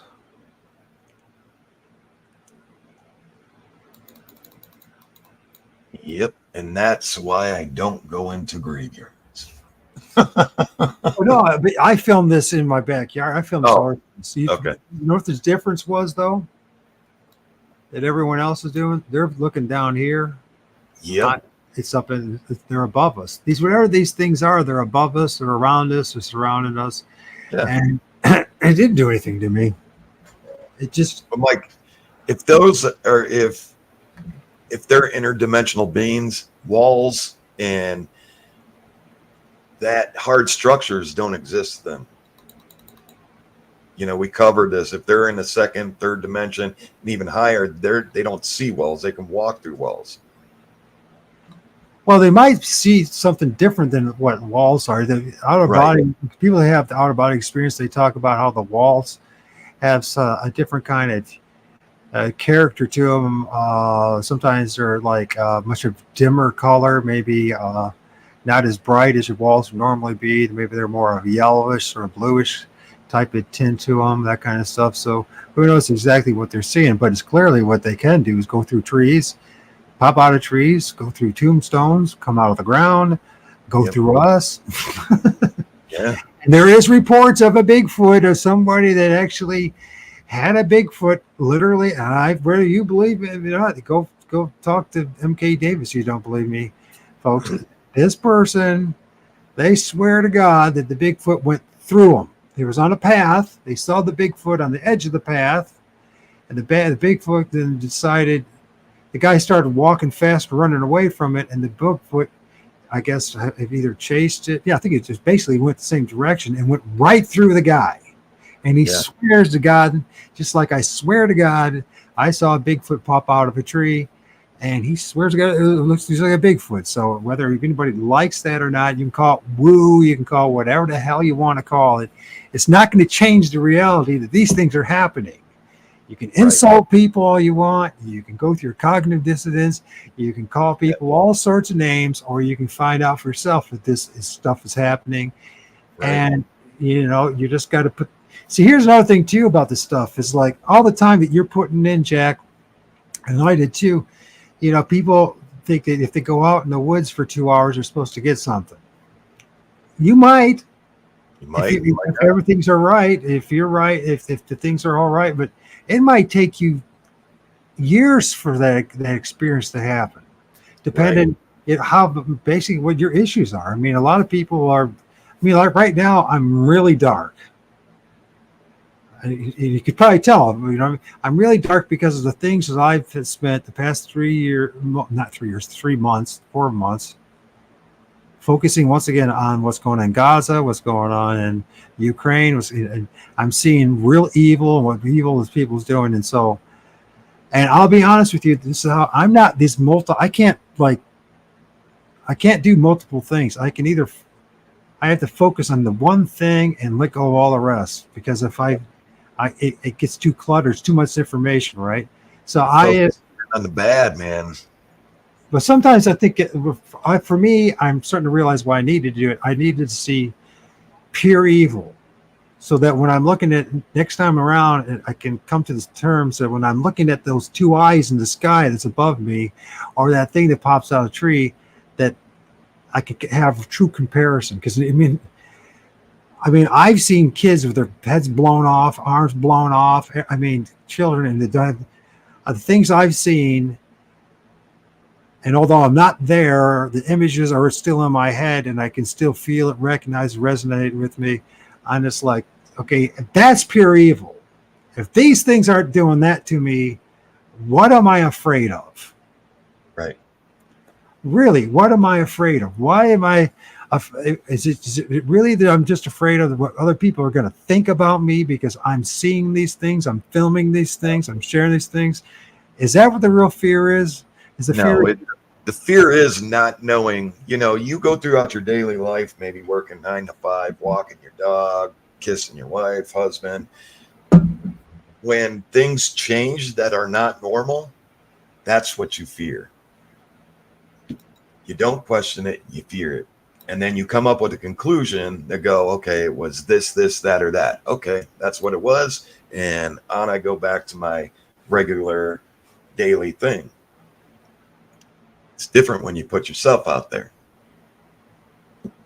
Right. And then you have to go through the experience. And yep. I mean, I'm not going to say it's not going to affect anybody. I mean, I go out the porch and have a cigarette. There's many times I've like, is something watching me? Do I feel this? My spider sense is fooling me. Is it just because is it a memory, neurological memory reflex from the past that because the hair in your back of your head, your neck will stick out, but then you look and did anything happen to me? No.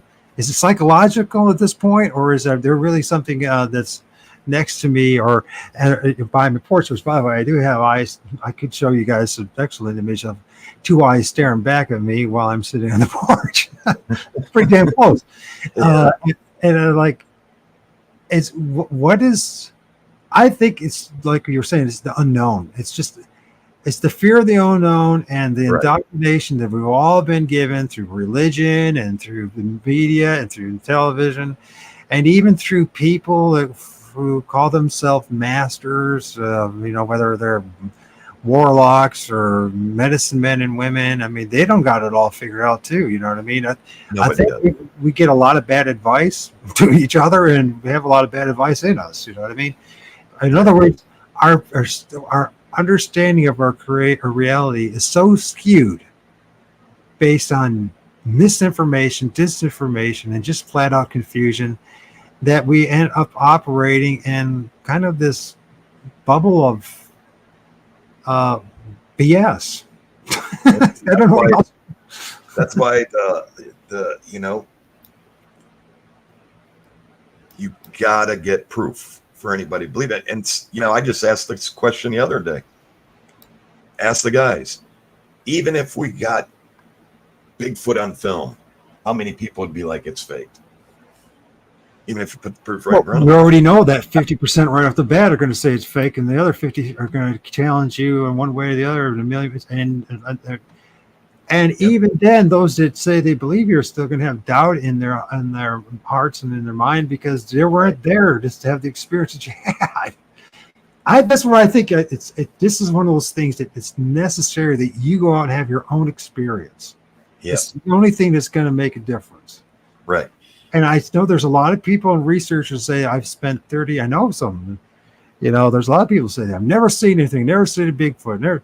But you know what? When you look at their approach to the research, and you start, I went and visited the location where there was said Bigfoot showed up. I'm like, that's not how it works, man. You're right. You can't go one day and then.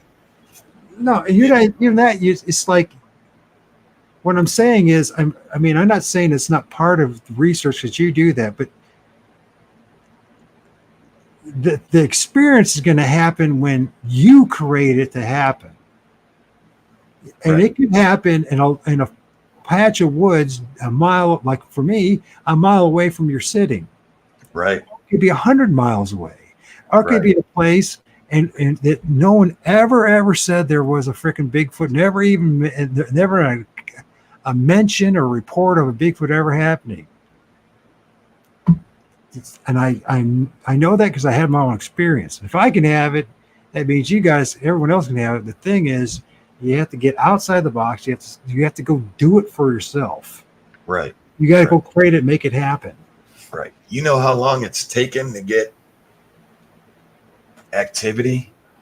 And like I said, we don't get it everywhere. Nope. I've been in hundreds of hours out in the forest, man. Out in forests, and literally hundreds of hours. And half that had nothing happen. It's only been when I've continued to go back to that spot, then something started to happen. Like it didn't trust me. Like, I'm not going to show you myself now. No way. But on the fifth time I went back, something started to happen. Isn't that interesting? You created the situation, right? Right. Yep. And I don't know if it's manifestation thing or, I got a lot to say about this manifestation thing coming up. I got a lot to say. Good. What are you going to say, man? Got to get more data. The manifestation. I mean, there's so many manifestations.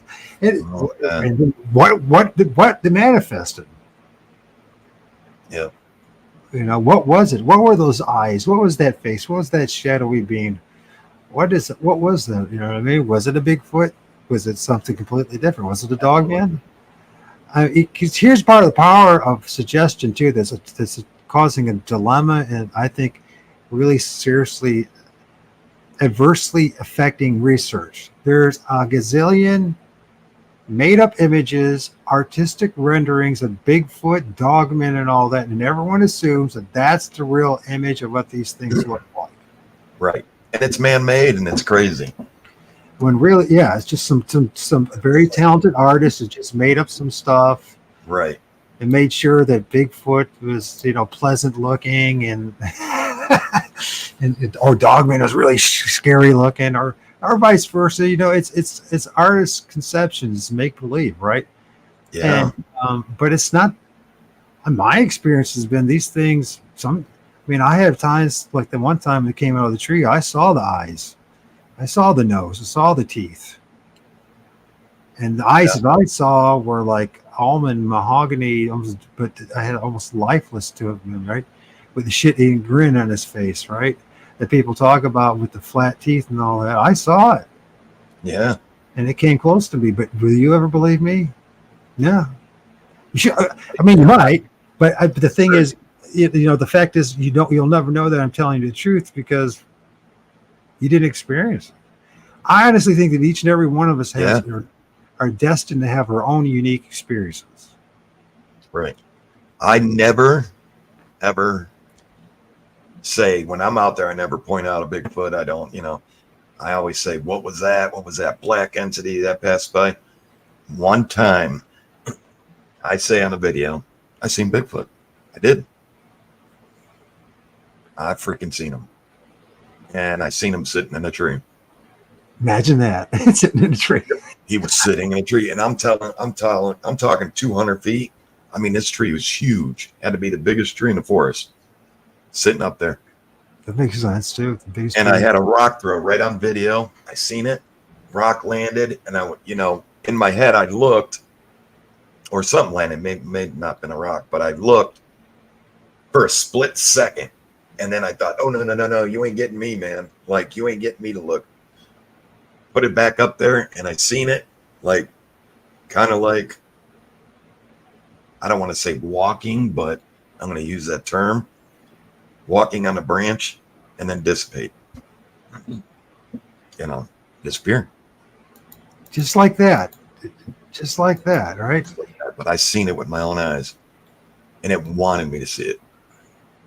And here's the thing. It wanted you to see it. The way it manifested was completely opposite of what all the experts said it was going to happen. Yeah. You know, and they're going to, and it's like, it's. Yep. That's the only time I've ever said that. That was my encounter. Now, Trapper had his own encounter. You know, he's seen it through the bushes. He kneeled down and he was having a conversation with it. You know, looking back at me, he's like, its eyes are so brown and beautiful. And he's talking to it like, how are you?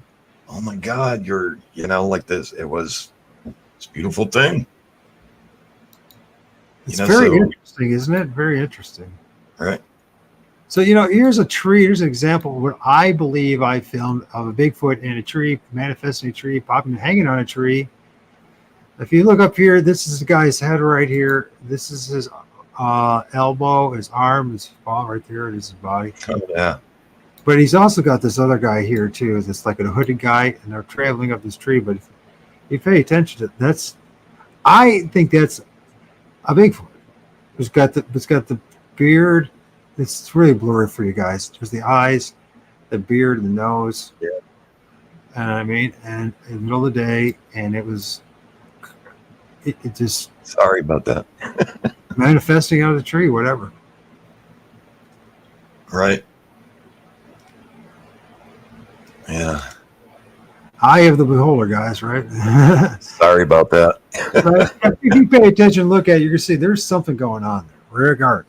Yeah. And it's sticking out like a sore thumb, and it's not where the rest of the tree looks different. So this is something I feel very confident that's and I remember that day, and I remember the woods there, and I remember how it was, and it was going through there. It's like, yeah, oh yeah, we've had tons of conversations with them. That's for sure. That's all we do in the woods. Well, at least for me, I got no one else to talk to when I'm. You got a chance at least to talk to your audience or to MT, but. I mean, for me, when I went out, there was no one else to talk to but the spirits. Right. All right, y'all. I'm gonna go get something to eat. It's going on 10:30 for me. Good job, bro. Thank you for inviting me. I don't know if we accomplished what you wanted us to accomplish, but I enjoyed my 2.5 hours with you. So hey, I enjoyed it. I hope that we got some questions answered, and thank you everyone for being here with us tonight. I said it was going to be, we're going to talk about a couple different things, and we did. So. Right, and just one more thing before we go. Just another example where I try to tell you about this stuff is popping out of the tree. It's not, in the tree. It's popping out of the tree. If you pay attention, I see it. Yeah. So that's what you need to start paying attention to. That's what I recommend for whatever it's worth. And if it's not worth anything, I understand too, though. But I appreciate your time. Everyone else join us. Thank you. Head over and join his channel, man. Subscribe to his channel. I gotta get active again about doing it. Like I said, I've spent the past 4 months in pure darkness. Subscribe if you haven't subscribed yet. And so once again, so you'll be live tomorrow. Is that what's going on? No, I got a video drop tomorrow. Then when you guys going live next? Don't want to promise nothing. Okay. Sometime next week. Sometime in the next week or two.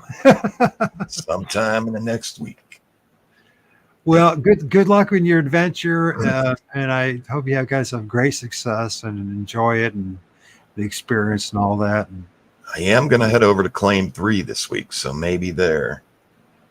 He's been calling me, telling me about his Bigfoot. Well, what is he saying?